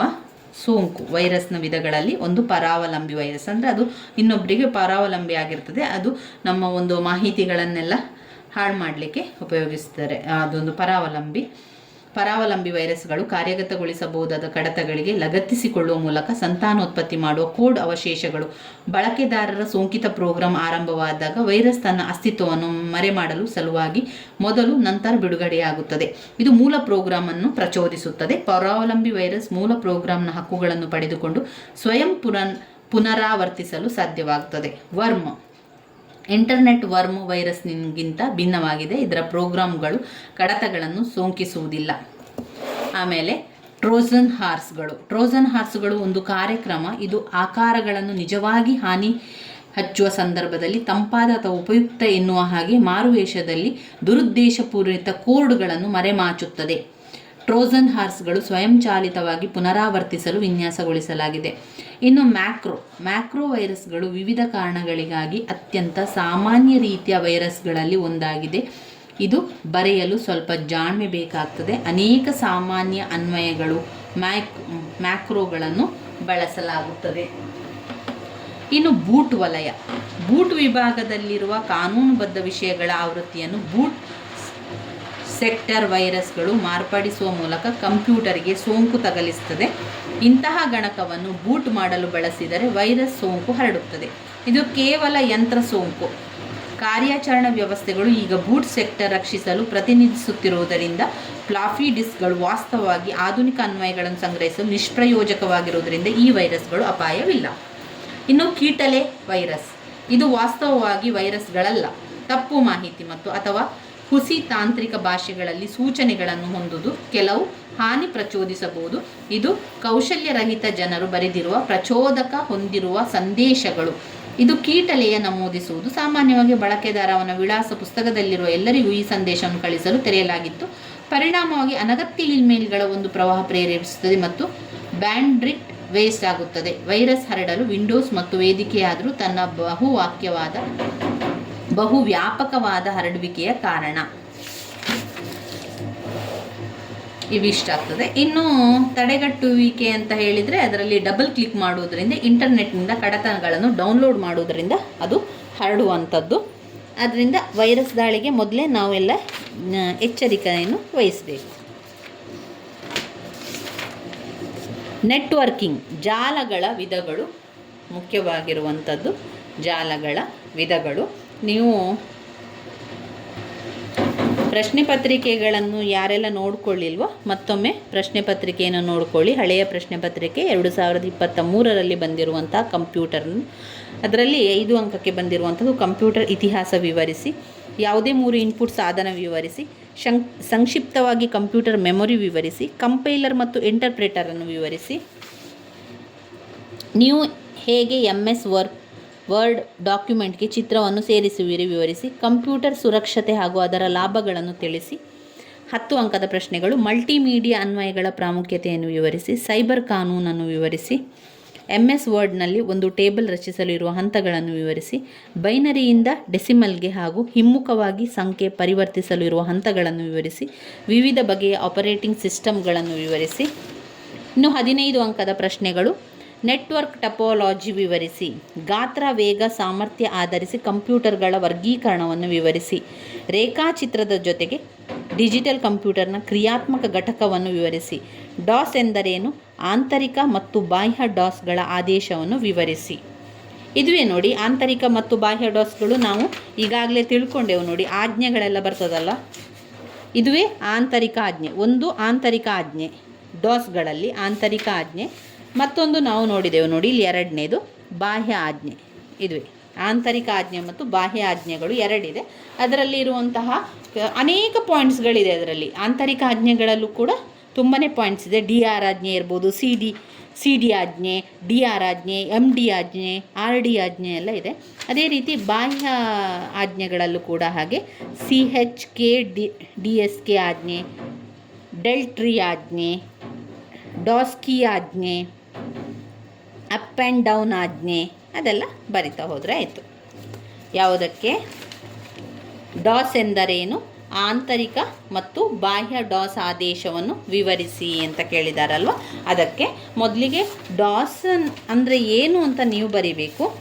ಡಾಸ್ ಅಂದರೆ ಏನು ಅಂತ, ಡಾಸ್ ಆದೇಶ ಅಂತ ನೋಡಿ. ತುಲನಾತ್ಮಕವಾಗಿ ಸಣ್ಣ ಆಜ್ಞೆಗಳನ್ನು ಹೊಂದಿದೆ. ಸಾಮಾನ್ಯವಾಗಿ ಬಳಸುವಂಥದ್ದು ಆಜ್ಞೆಗಳು. ಬಳಸುವಂತಹ ಆಜ್ಞೆಗಳನ್ನೇ ನಾವೇನು ಹೇಳ್ತೇವೆ, ಡಾಸ್ ಅಂತ ಹೇಳುವಂಥದ್ದು, ಡಾಸ್ ಆದೇಶ ಅಂತ ಹೇಳುವಂಥದ್ದು. ಇನ್ನು ನಾವು ಇದರಲ್ಲಿ ಓದಬೇಕಾಗಿರುವಂಥದ್ದು, ನಾವು ವೈರಸ್ನ ವಿಧಗಳನ್ನು ಓದ್ಕೊಂಡೆವು. ಇನ್ನು ಜಾಲಗಳ ವಿಧಗಳು, ವೆರಿ ಇಂಪಾರ್ಟೆಂಟ್ ಆಗಿರುವಂಥದ್ದು ಜಾಲಗಳ ವಿಧಗಳು. ಸ್ಥಳೀಯ ಜಾಲಗಳು, ಮಹಾನಗರ ವಲಯ ಜಾಲಗಳು, ವೈಡ್ ಏರಿಯಾ ನೆಟ್ವರ್ಕಿಂಗ್ ಇರುವಂಥದ್ದು ಓದ್ಕೊಳ್ಬೇಕು. ಇದು ನೆಟ್ವರ್ಕಿಂಗಲ್ಲಿ ಯಾವುದರಲ್ಲಿ ನೋಡಿ, ಘಟಕ 14ರಲ್ಲಿ ಬರ್ತದೆ. ಬ್ಲಾಕ್ 4ರಿಂದ ಬರುವಂಥದ್ದು. ಇಲ್ಲಿ ಕಂಪ್ಯೂಟರ್ನಲ್ಲಿ ಬ್ಲಾಕ್ 1 2 3 4 5 6 ಬ್ಲಾಕ್ಗಳಿದೆ ನೋಡಿ.